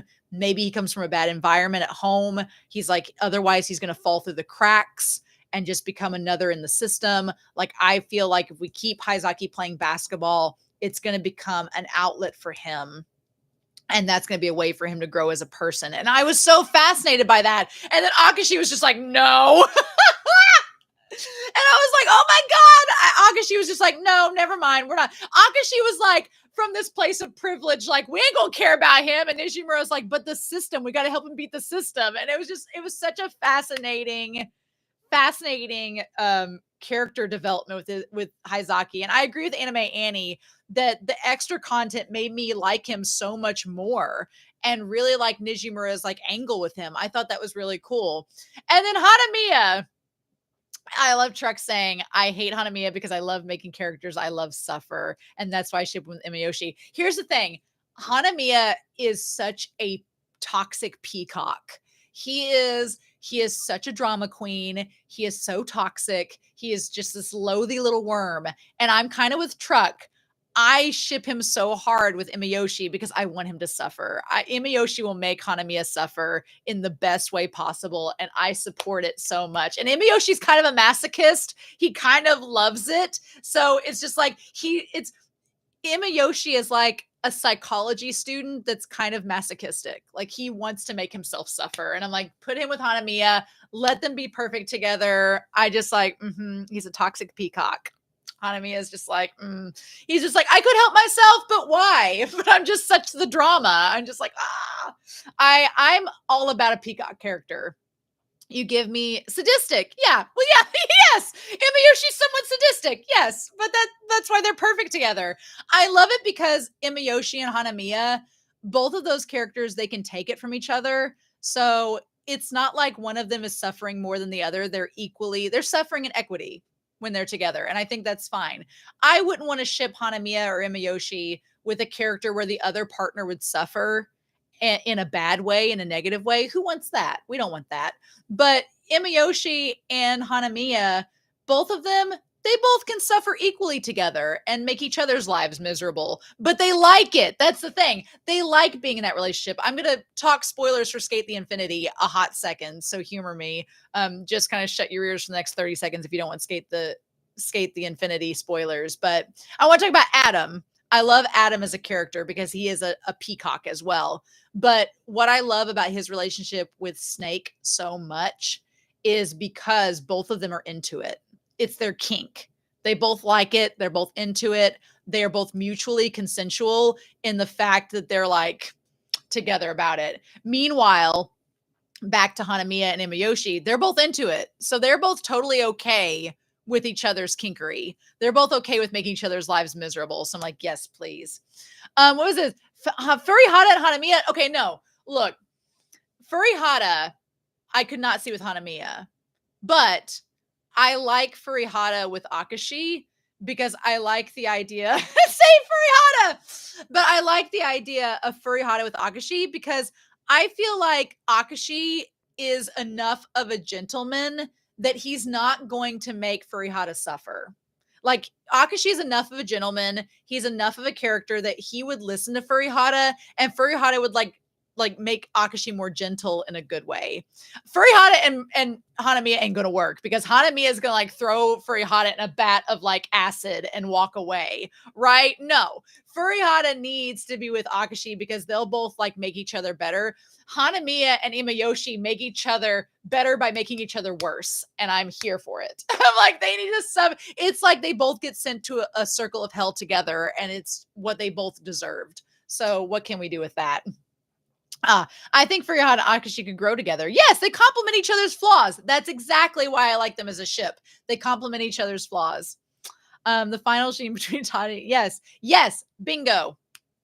Consent is important. If they're both into it, it's fine. Everybody's got kinks. Everybody's got like things that they like. As long as both parties agree to it, we're good. Did you know, Star? We're in like toxic ship land. Can we go back to Kisei and Kuroko? I love it. Yes, I love it. I love it. I love it. I love it. I love it. Right. I agree, Truck. Like all the extra material. Here's the thing. Like, I would not have these feelings about these toxic characters if the extra material didn't just make it so much more canon. I'm like, yes, that's exactly what this is. Okay, we are an hour and 15 minutes into this. We might as well, we're on the topic of shipping. We might as well get there. Anime Annie has posted this insane diagram of ships. It is to the point where I'm like, we can all agree first and foremost, multi-shipping is a thing in Kuroko's basketball, and it's 100% acceptable and 100% valid. Like if you ship all these characters with all, I don't really think I have an OTP in Kuroko's basketball. I mean, I like Kagami and Kuroko they're probably the closest to an OTP, but I also ship Kagami with other characters and I ship Kuroko with other characters. So it's hard. I'm like, I feel like it's totally valid to have this way. Okay, what do these say? Sadis, is it bad that I ship Almine in basketball? And yes, that may be the biggest OTP. Almine in basketball. Yep. I think that no matter who we ship Almine with, at the end of the day, he's going to pick basketball. I think a lot of these boys are just going to pick basketball because that's it. Here we go. Pull out the master chart. There's like so many ships on here. I don't know if I can get through all of them, but we're going to talk as many as we can of them. Almine, Kuroko, and Kagami. You know what? I honestly, that's called the harem route. Yes. But there's so many, but Caitlin V, each character in this series could have a harem. It's like the ultimate harem series. All of them could have harems. It's not just one character. Because, you know, and sometimes in anime, you're like, okay, this one character has a harem. Free Iwatobi Swim Club and Kuroko's Basketball are the two series that I know of that it's a polycule. It's just harems for everyone. Every character gets a harem. Perfect solution. There are no OTPs. We're all here in this. Geen says, my OTP is Kagami and Almine, and the OT3 is Kagami, Kuroko, and Almine. I'll be honest with you all. Up until now, other than Free, I hadn't considered like threesome character tiers and relationships, but this series was like opened it all up, right? The fun thing about Akashi being my second favorite character is that sometimes the fandom will find new and small details about him that keep breaking my heart. Yeah, Akashi is Akashi and Almine are those characters that you could just find heartbreaking things about as the story goes on, for sure. What else do we have on here? What do we have? Oprah with Kuroko. You get a harem and you get a harem. Yes, exactly. Polly's for everyone. So I am so curious about this ship chart that Anime Annie has sent me that I'm looking at right now. Okay, so is there anybody that we don't ship? I think that's the better example, the better question to ask. Are there any characters we don't ship together that we're like, no, I don't see it, right? I honestly think of all the ships that I don't see, I think that the ones that I would not want, I don't see Tepe with Kuroko. I can't really see that ship. He's too much of like a mentor character for Kuroko. I just don't see it. I think he's that opening scene where Tepe was like just having the dad jokes with Kuroko. I was like, no, I can't quite see it. I also don't see Murasaki Bara and Midorima. They don't have a lot of chemistry for me. I don't really see that with them. But then it's like, aside from those two ships and like Hanamiya and Imayoshi are really only shipped with each other for me. So any other ships, I'm like, no. But other than that, you could really argue anybody with anybody, honestly. I get a little bit worried about I don't know if I could, Mura and Candy, best ship. Yes, absolutely. I can't see Murasaki Bara and Akashi. Right, Caitlin, that's a good point. Akashi and Murasaki Bara, they are I think that also is why I can't see Midorima and Mura, because they're just Midorima and Akashi are very similar. So I can't see either of them with Mura. It just their personalities clash too much. I mean, Hanami and Almine, I could see somebody doing like a hate fic on AO3 of them together, but yeah, I don't see Hanamiya. I can only see with Imayoshi, and Imayoshi only with Hanamiya because they masochistically make each other happy. Yeah, brother. Kyoshi and Hyuga. Ooh, interesting. Kyoshi and Hyuga, I could kind of see a little bit, but it's like a meh ship for me. I'm just like it's a little lukewarm for me, right? Midorima, Akashi, and Murasaki Bara as friends. Yeah, they are platonic friends. I could totally see that. Also, Murasaki Bara and Kuroko, I see more as like platonic besties rather than a ship, actually. Midorima and Akashi feel like parents from Murasaki Bara. They really do, Anime Annie. Yeah. Midorima and Akashi are such parent vibes. They give off such like the parents of the GOM. Absolutely. Mura and Akashi ship is based on the fact that Mura always listens what Akashi tells him to do. Now, I can see that. That is a fair, valid point. I can see that. The Yuri Booby ship. Okay, look. I love me, Momoy. I love my girl. We're Toro sisters together. I do like Momoy and Ida as a Yuri ship. If you want to go that route, I'm totally fine with that. I'm down. Honestly, Almine he is literally like our bisexual king, because I could totally ship Almine with Momoy any day, but I could also ship Almine with Kuroko or Kagami any day as well, or Kisei any day as well. I can't ship Almine and Mura that much. Mura's interesting. I don't see Mura in a ship with really anybody except Tomuro for me, which is interesting. I hadn't thought about that. But yeah, I see him as friends with others, but Yeah, Almine is our bisexual king, which is a fun time. Kagami's brother and Kuroko. Oh, Hamuro and Kuroko? That's interesting. I hadn't thought about that ship. I think that that could be valid. Midorima's a mom and Akashi is a dad. Yes. Almine has the most options. Kaylin V, I agree with that. Kuroko and Almine probably have the most shipping options out of all of them. But Momoe, Kuroko, Kagami, Kisei, Sakurai. Sakurai! Yeah, I honestly, there's been some people talk about Almine and Sakurai, and I'm like, I kind of like that ship a little bit because if we're talking about like once they get into the third year and Imayoshi's gone, and poor Wakamatsu, bless him, having to go in and deal with Almine. I feel so bad for him because he's the captain now, and he's like, oh my God, I can't. So, because Imayoshi just tolerated Almine. Imayoshi was like, we're fine. It'll be great. Imayoshi was so go with the flow. He was like, we're good. As long as he shows up and plays, we're fine. But Wakamatsu is just like, no, you have to come to practice. We have to be there. What are you doing? And Almine's like, I love he's called the freeway. Oh my God. He's the freeway. That's amazing. But yeah, and no, that's totally fine. I like Almine and Momoe, but if people see them as platonic besties, I totally see it too. My one thing though is I cannot. I know some people are trying to argue for this on YouTube, on Twitter and social media, and I was like, no.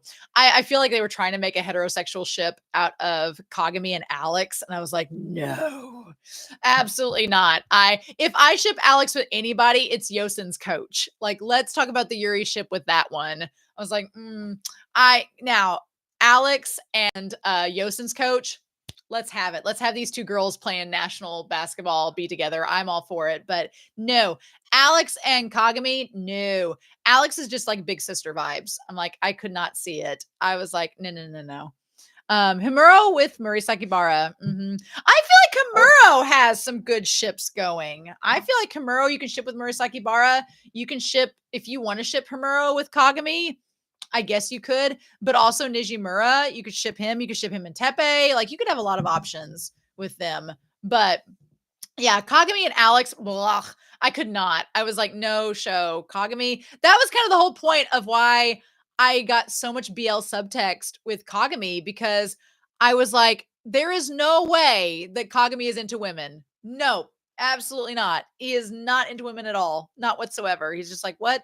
And just, him and the basketball and Kuroko. Alex and Araki. I'm all for exactly. Yosin coach gives Dom vibes. She has a bamboo cane and she is ready to use it. Yes. Himuro and Nijimura. Yes, absolutely. I ship them to truck. Love them. Yeah, Yosin's coach, she is ready to throw down at any given chance. Okay, looking through this, Midorima and Takao, they're like probably my favorite Midorima ship is Midorima and Takao. I can see Midorima with Kagami. I feel like the extras helped the Midorima and Kagami ship quite a bit. Midorima and Takao is my favorite. They're probably, honestly, Midorima and Takao are probably the closest to an OTP, about as much as Kuroko and Kagami. Midorima and Takao are like, they are my end game, right? Now, if you told me that Midorima had some trysts over there with Akashi, he had some moments with Kagami, I would be down for it. But at the end of the day, Midorima and Takao, it's just they are my jam. I love them so much. And yes, Truck, you were absolutely right. All the audio dramas, it's just like Midorima showing up with Takao. They just released an official artwork a few weeks ago, and you all posted it in the channel. And in the official artwork, everybody's like in their little tables as pairs, as couples, and it just shows Takao walking around the coffee shop looking for a place to sit, and Midorima is trailing him with a lucky item. I'm like, they are together 24/7. Like, they are basically in a ship together all the time. But yeah, I do like Midorima and Kagami. I think it's really cute too, Geen. I really like it. It's fun. And I like Midorima and Kagami, they kind of scratch that itch of rivals that are not the same. They're very much opposites attract because Midorima and Kagami are so different, but they complement each other in a lot of ways and they're good foils for each other. So that's why I buy their ship as well. What about Kisei? Honestly, with Kisei, I was really surprised because when we first met his character, I figured there would be more shipping with Kisei, but honestly, he's like, Kisei, other than like with Almine or with oh gosh, it's gonna escape my mind now. I keep thinking of Hyuga, but it's oh my god, help me out, y'all. Who is Kisei with? My mind. I'm losing. I'm blanking. Kisei and Kaijo's captain. Why is his name escaping me? Oh no. My brain's shutting down. Kasamatsu, thank you. Thank you. God, there's too many K names in this series. There are too many K names. There are so many K names in Kuroko's basketball. Kasamatsu. Yes, thank you. Yes, Kisei and Kasamatsu for sure. They are the ones that I see him with. If people that have Kisei and Almine together, I can see that ship as well. But honestly, Kisei, I can't see a lot of ships with. He's kind of like Murasaki Bara. It's Kisei and Kasamatsu. I definitely get Oikawa and Iwaizumi vibes from Kasamatsu and Kisei, right? Him and his sexy knee-high black socks. Yes, absolutely. Yes.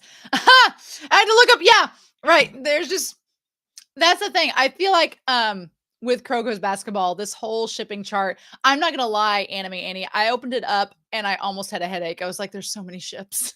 There's so many on here. Oh, what about we have Matobe and Kogani. Haven't talked about them.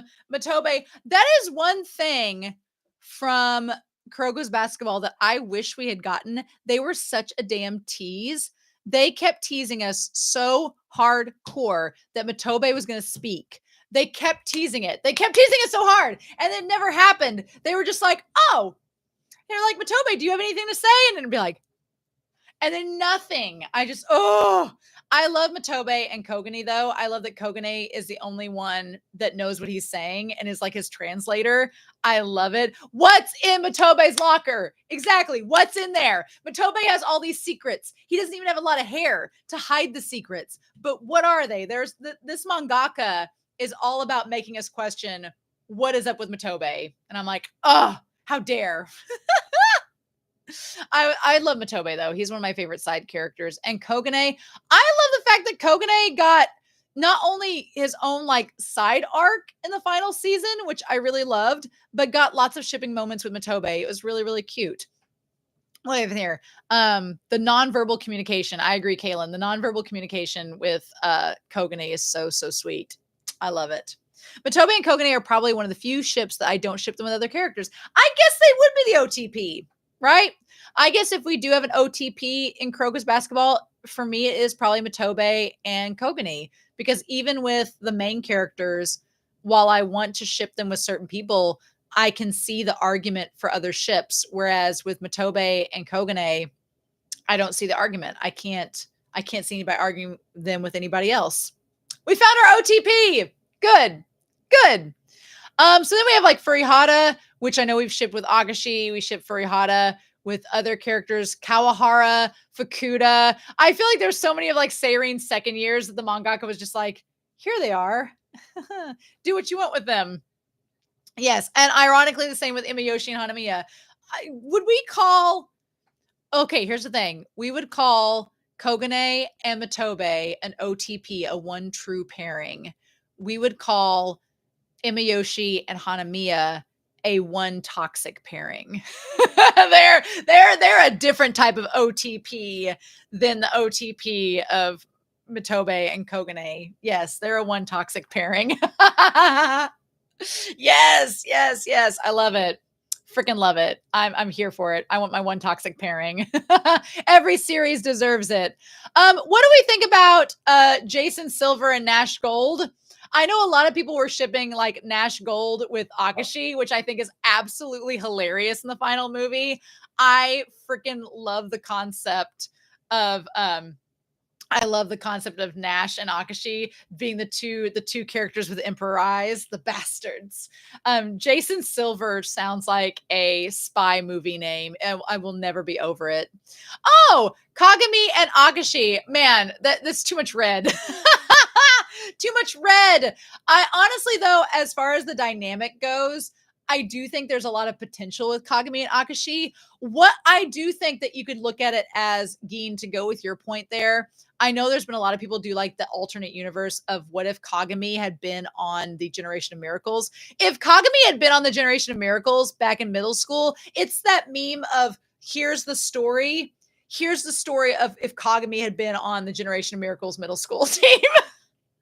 But I really love the concept of Kagami in like the AU of being with the Teiko middle school and seeing what his dynamic would have been like. I like both of them being like, could Kagami have helped Akashi become a better person? But also, what if Kagami had become like dark? What if there had been a dark Kagami that had been there and had just become like evil along the rest of them? I think that could have been interesting too. Mm-hmm. Yeah, no, Kagami would not have been able to tolerate Akashi at all. So it either would have gone really good or it would have gone really, really bad. As far as other characters in here, Nash Gold Jr. is just hilarious. I agree, Kaylin. It's ridiculous. As far as Rakuzan, what about Reo? What about we have Mabuchi? Mabuchi and Akashi is an amazing ship. I love them as a ship. I love the idea. The extras really helped me appreciate Mabuchi even more. Mabuchi is such an underrated character. I love them so much in this series. And I always felt like Mabuchi and Akashi were a very healthy ship. Yes, our gay icon Mabuchi. Love them so much. I love the idea of Mabuchi being such a positive force for Akashi and someone they're besties. Yes, I do. I do like the concept though that Reo is there for Akashi as a positive force. I think that Akashi respects Reo and that they're always besties together. And I love them just as a ship. I want them to always be together in all the audio dramas and the extra materials because they provide such fun content throughout. I've seen some people ship Kagami as well as our leopard boy from Rakuzan, who is Hayama. Hayama and Kagami, I've seen some ships with them. But I also like the idea of Nabuya. Nabuya and Reo, I've seen some ships with them too, and I think that's a lot of fun as well. Yes, Mabuchi was, I definitely think, an anchor for Akashi and Rakuzan, like helped keep him centered, which I really like. Mabuchi also always had an open mind, which figures our gay icon. I always liked the idea of Mabuchi being this open-minded character that anytime Akashi did something in the episode and I would get kind of flustered by it, Mabuchi would be like, no, this is fine. This is why it's fine. I'm like, if Mabuchi's okay with it, then okay, that seems pretty fair. Mm-hmm. The found family of Rakuzan. Yes. I always love in sports anime that it is such a found family moment and all of these characters get together and kind of find their tribe. They find their niche. They find their family. And I think Kuroko's basketball is such a great example of it because that's kind of the whole point is that Teiko was such a toxic environment with all these divas together and they just clashed so much. And then of course the circumstances surrounding Teiko and the team, I love the idea that they all kind of split up and went separate ways, but found their own families and then just kind of grew from there.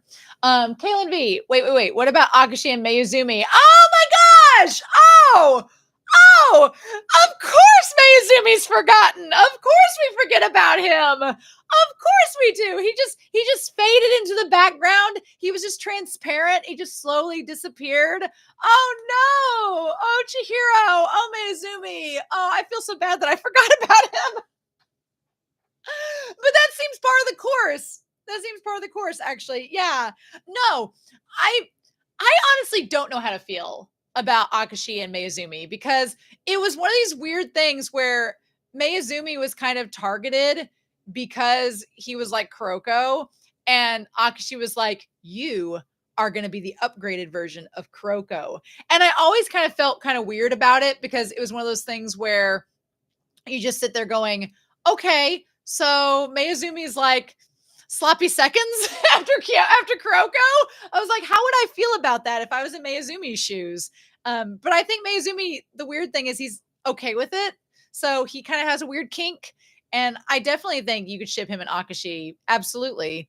It's just his character's so weird. I liked how Mayuzumi in the series was kind of arrogant and kind of like got kind of uppity about Kuroko trying to take his spot back. And I thought that was always so fascinating with his character. I really liked it.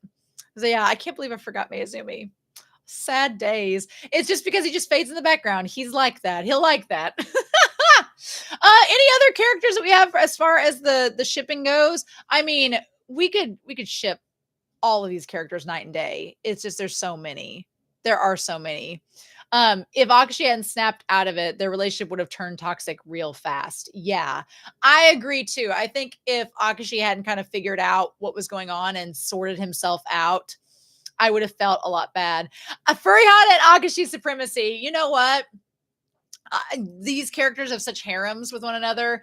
I feel like Akashi, you kind of go with Kuroko's basketball. The shipping is what direction do you want to go with?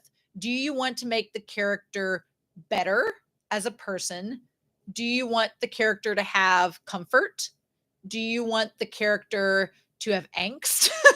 Do you want the character to have fun? So it's like, do you want fun, angst, or advancement in their character growth? And if whichever, it's like a choose your own adventure novel. The shipping in Kuroko's is a choose your own adventure novel. Which direction do you want this character to go? And that will base on what ship you give them, right?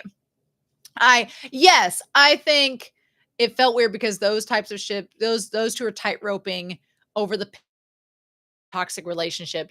I think the only toxic relationship I would actively support in Kuroko's basketball is Imayoshi versus Hanamiya, because they are such toxic characters and they both kind of feed off of it with each other. That's the only one I can really support, because it's one of those, like, it cancels itself out. It's like two negatives make a positive. That's Hanamiya and Imayoshi. It's like two characters that get together and it works out because they kind of just cancel out each other's toxicity.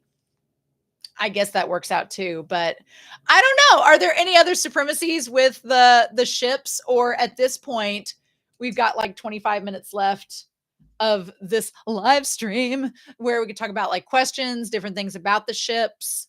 My thing with Kuroko's basketball is I was pretty defensive of Kagami and Kuroko, which is why the end of the movie makes me so mad because I was all like, this series built up Kagami and Kuroko's relationship where they had all their strife facing off again. It felt kind of like Scott Pilgrim versus the World. It felt like Kagami had to go up against all of Kuroko's evil exes. Right?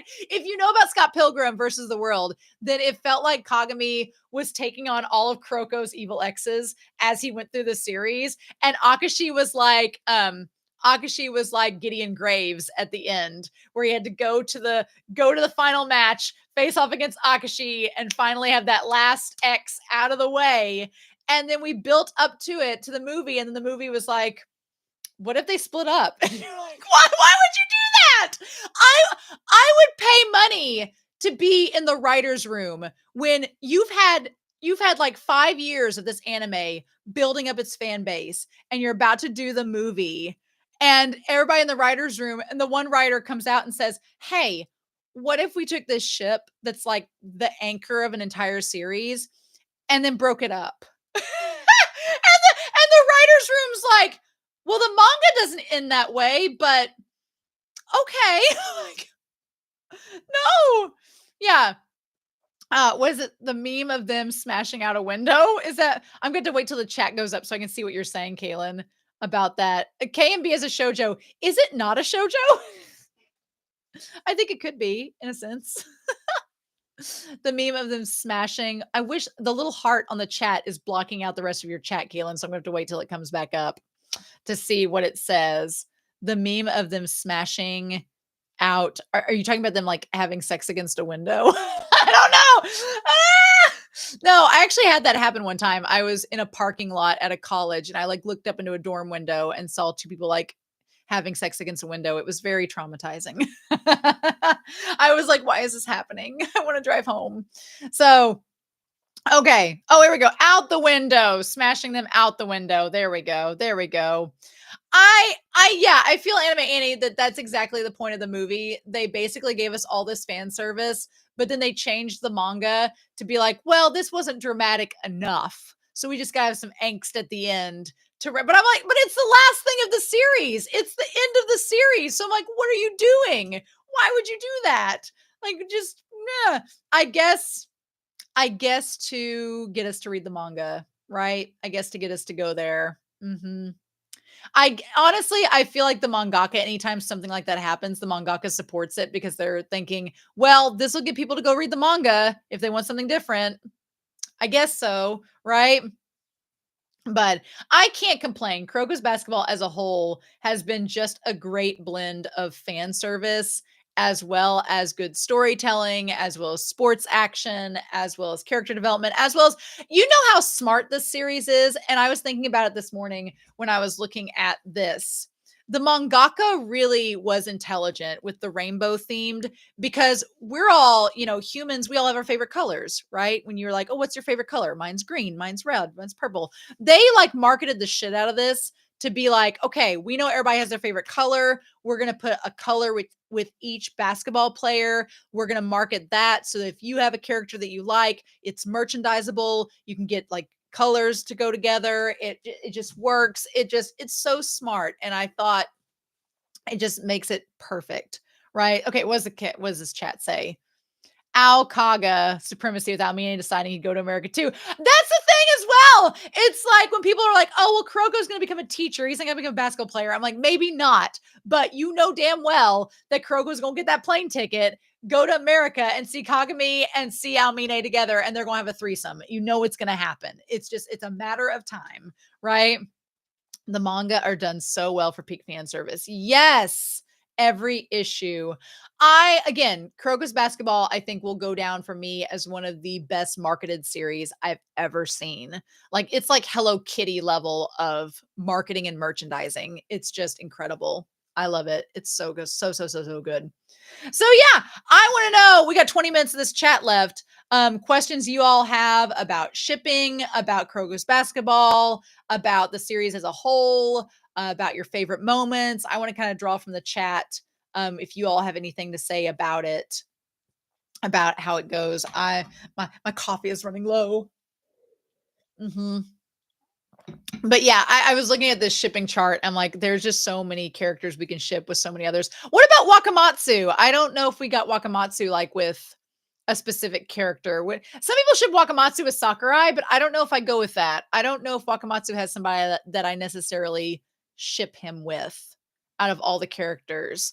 I mean, most of these, Sakurai, yeah, I guess you could have that. Sakurai and Wakamatsu are like, they are the good cop, bad cop for Almine. In all honesty, because you have Almine on Toho, and you know that like Wakamatsu is gonna like hold Almine up to task and be like, why aren't you doing X, Y, and Z? What are you doing? Why aren't you getting on it? Blah, blah, blah. And then you have Sakurai over here who's like, do you want a bento box of some food? They really are. Yeah, Wakamatsu and Sakurai are like the good cop, bad cops for Almine. They keep him on task. It's good that he ended up at Toho because I don't know if any other team could really handle him.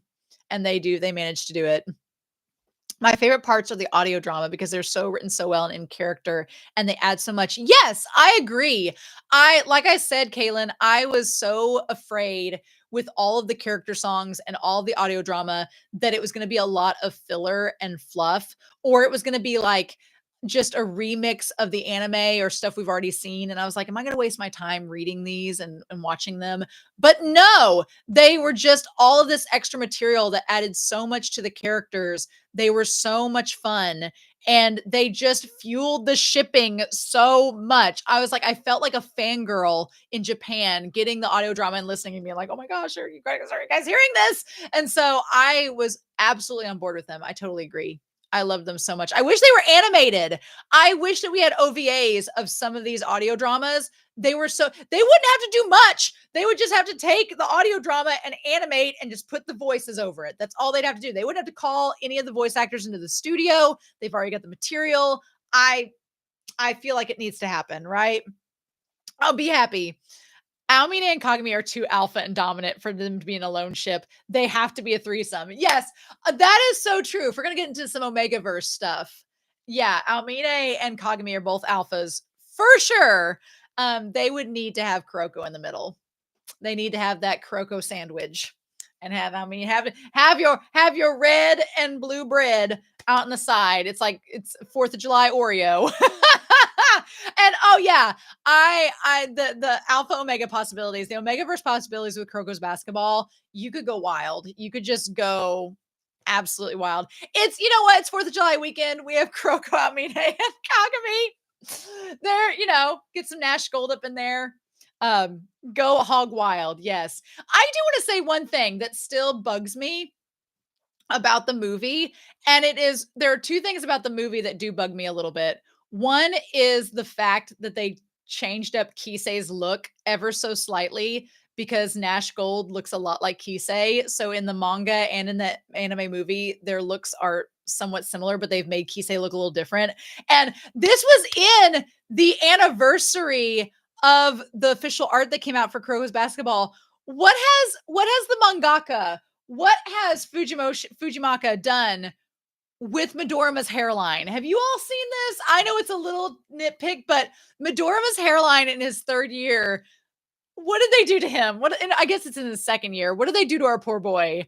They have like made him have the side bangs, but they're all like greasy into the side too much. I'm like, as somebody with side bangs, I feel for Midorima. I feel hardcore for him. I'm like, what is happening?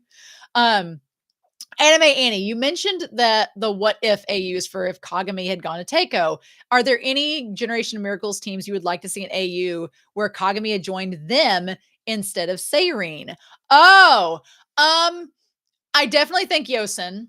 Yosen would have been interesting if Kagami had followed Hamuro to Yosen and been on the team with him and Murasaki Bara. That could have been chaotic because Murasaki Bara would just be like this giant tree in the center of Kagami and Hamuro and would have to be a mediator between them. I don't know how that would work out, but it would have been interesting to see.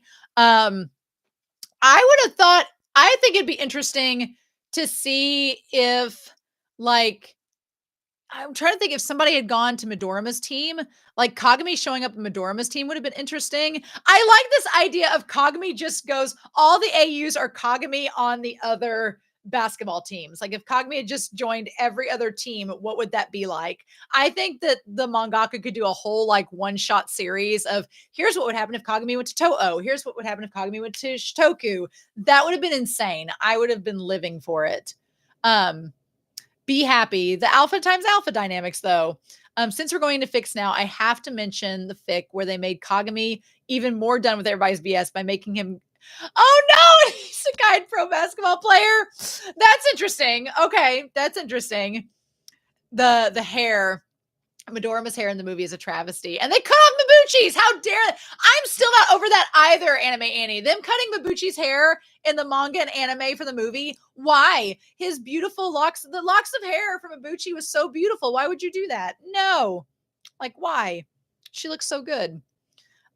He looks at Midorima's and was like, this defies the laws of physics, WTF. Truck says Midorima would be the type to have an awful hairstyle, so I don't mind it. That is true. I guess if anybody, here's the thing, Midorima would have an awful hairstyle and would not care. They'd just be like, whatever. It's the Osaha has said so. But Mabuchi having a bad hairstyle, unacceptable. Unacceptable. No, no, no, no. Yeah. Hello, yeah. If we're talking Omegas, imagine Kasumi from Free. Oh, I would love that crossover. Here's the thing. If you told me that Kasumi and Kuroko were like related, I would believe because, and also Kasumi is the one that plays basketball in Free. So I would love to see a Free and Kuroko crossover. It would be the most polycule of all polycules because Kasumi is such a troll and trickster in Free. I would love to see them in that universe. Yeah, you are thinking correctly. This is the right frame of mind. Yeah. And Kagami on Almine's team, Caitlin V, amazing. It would be chaos, but I would love it. Kagami joining Rakazan. Kagami joining Rakazan would have been really interesting. I feel like Kagami and Hayama would have formed a really cool bond, but I don't know. I feel like Kagami, again, like the Teiko situation, he would have been over Akashi in like a hot second. I don't know if it would have worked out, but I know. Oh, and in the speak of alphas and omegas, Midorima is the omega, Takao is the alpha. Yep, that's how I see it too, Truck. We are speaking the same thing. Yep. Takao is driving the bike. Let's be real. Midorima's riding in the back seat, if y'all know what I'm saying.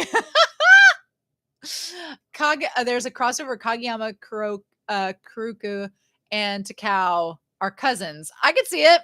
It's kind of like when people think that that Sugawara in Haikyuu is related to like a character in Ace of the Diamond. I'm pretty sure. Yes. I'd be concerned for Wakamatsu's blood pressure. Yeah, Wakamatsu. I don't know if he could take Kagami joining. Kagami and Aomine would be at each other's throats. Here's the thing, though. If you think about this, if Kagami had joined Toho, Aomine would show up to practice. Aomine would show up to practice if Kagami was on that team because Aomine would want to face Kagami every single day in practice. So that might make, in hindsight, Wakamatsu's job that much easier. Might have made it easier with Kagami there because Aomine probably would have shown up to practice to actually do something. Maybe. But yeah, Takao taking the lead and Midorima following. Oh, I love it. Oh, yeah, you're taking painkillers. I think that they would have migraine medicine on just there at the gym ready to go if Kagami joins some of these teams. I think it would have to happen. So yeah, I'm so sad that Kuroko's basketball. Here's the thing. I'm always sad when a series ends. I'm always sad about it. But on the other hand, I know that people are still going to share fan art in the Discord and there's still going to be conversations about it. Like we've been Ace of the Diamond and Kuroko's basketball are two of the popular channels on the Discord because people share so much artwork and we have so much talk about it. And as long as people still make fan art and share, and as long as the series keeps going in the fandom, like with them doing anniversary things and new official merchandise and all of this, it's just like, it's not going anywhere. It's going to be talked about so much. And so that's why I'm not really sad about the series ending. I know today, like Kelsey, yesterday in the thing, Kelsey was like showing like a little moving truck because we were going to move Kuroko's basketball to the finished category. And I was like, no, but honestly, I'm not sad because it's such a good series. I'm rewatching it through the dub right now. Like I've been slowly but surely watching the dub episodes in the English dub. And it's really good.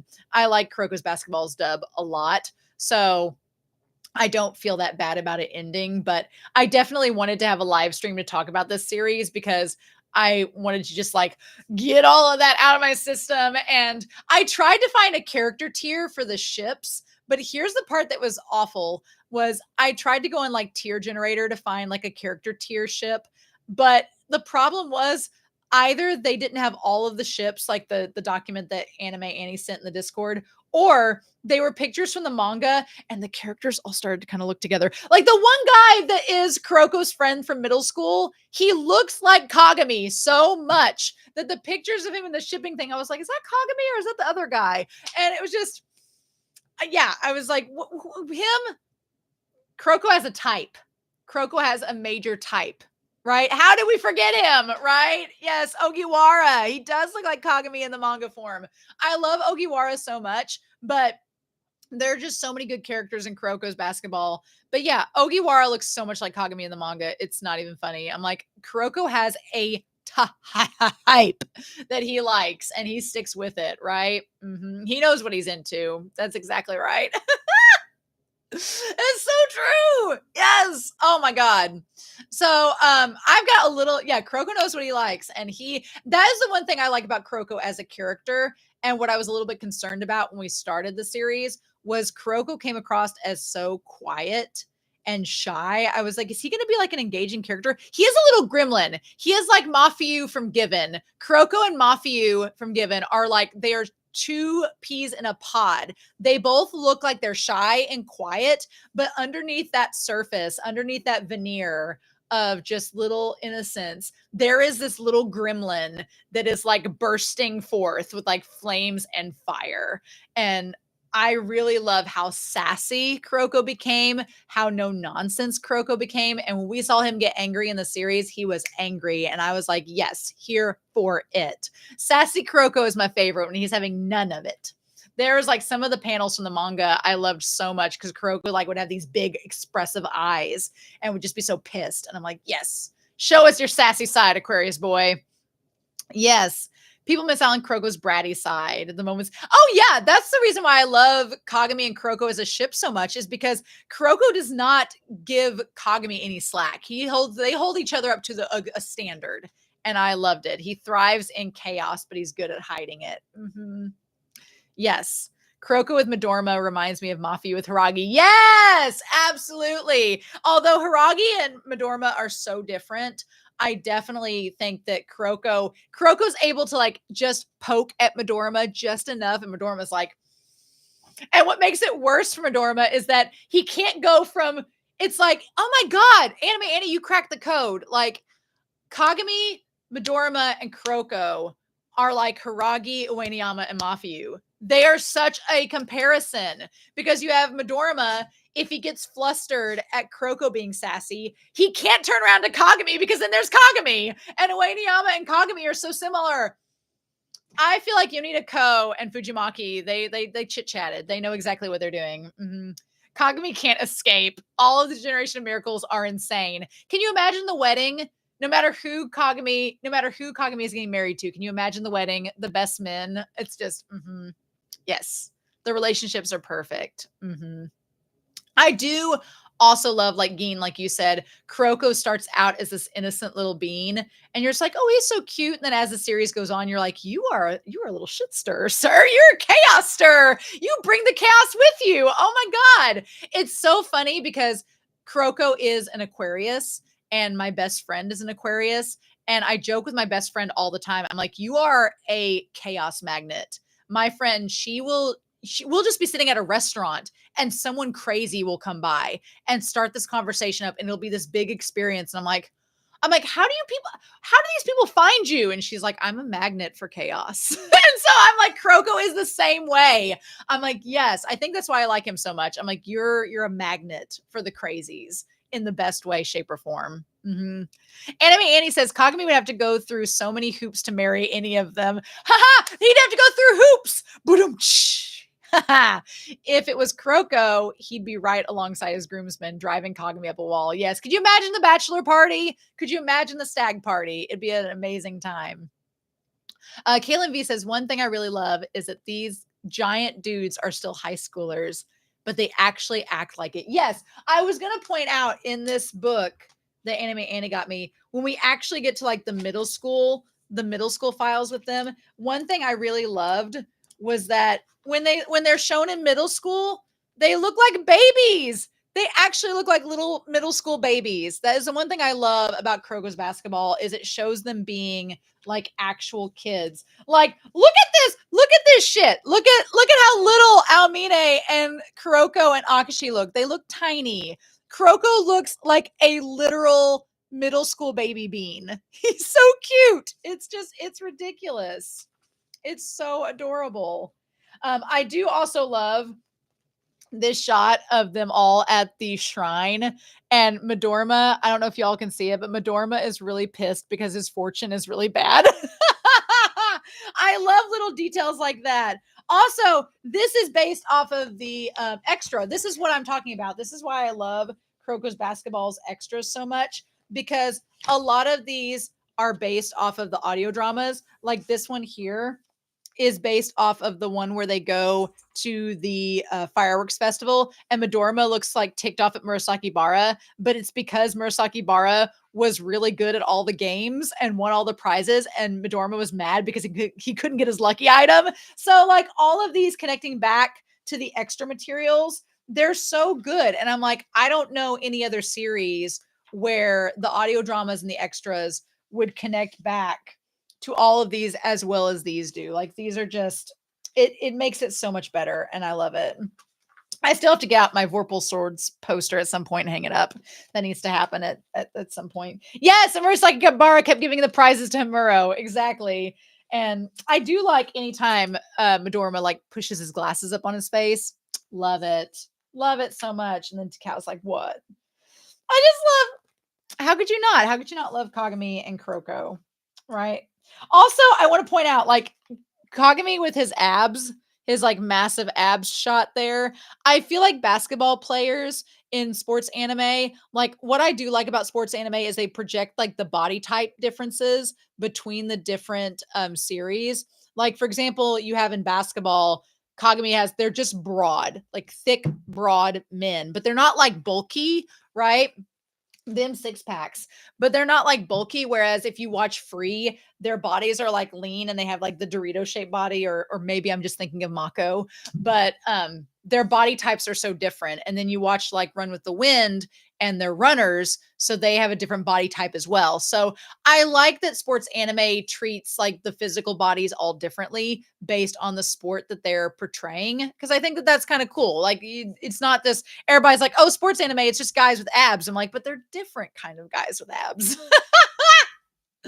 So, oh my gosh, I've got a little bit of extra time here as we're rounding this out. Do you all have any questions? Just free for all questions for the chat and the live stream.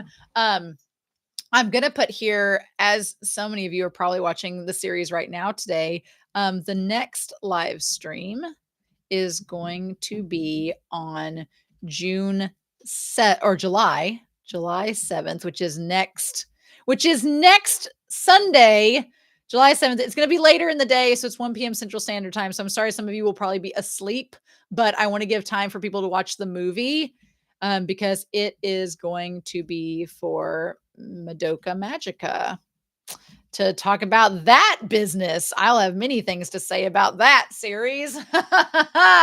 Yes, so that series, that live stream is going to be insane.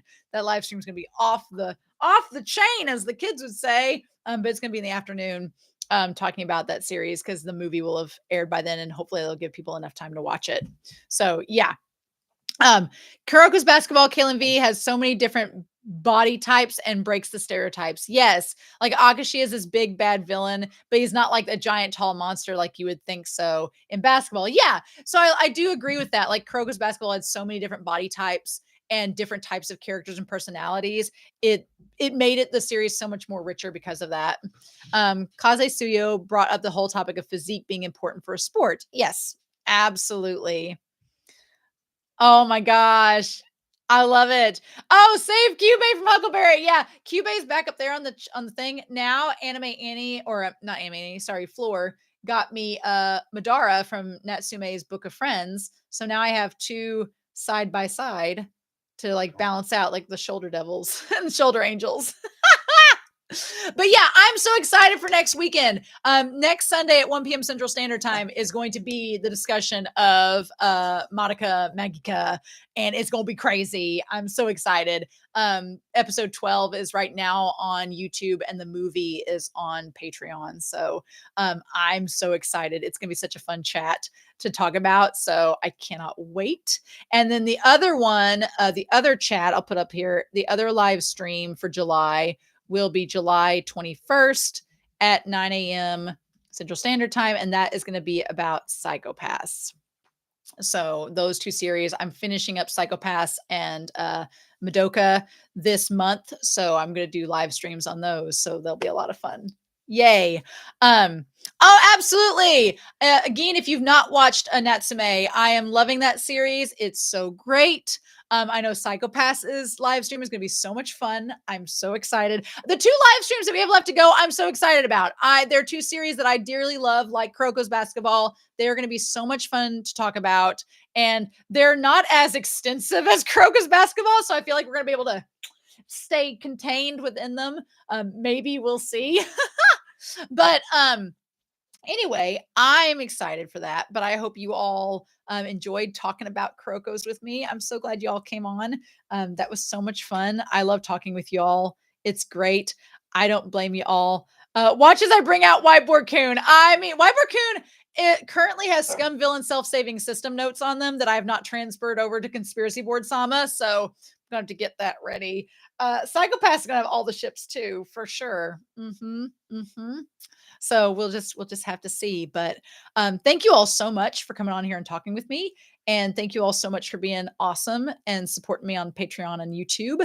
But yeah, now I'm gonna take these dogs out because they're starting to get a little barkity bark with me taking them out, and grab some lunch and then do some recording this afternoon. So I hope you all have a great evening, a great day, a great morning.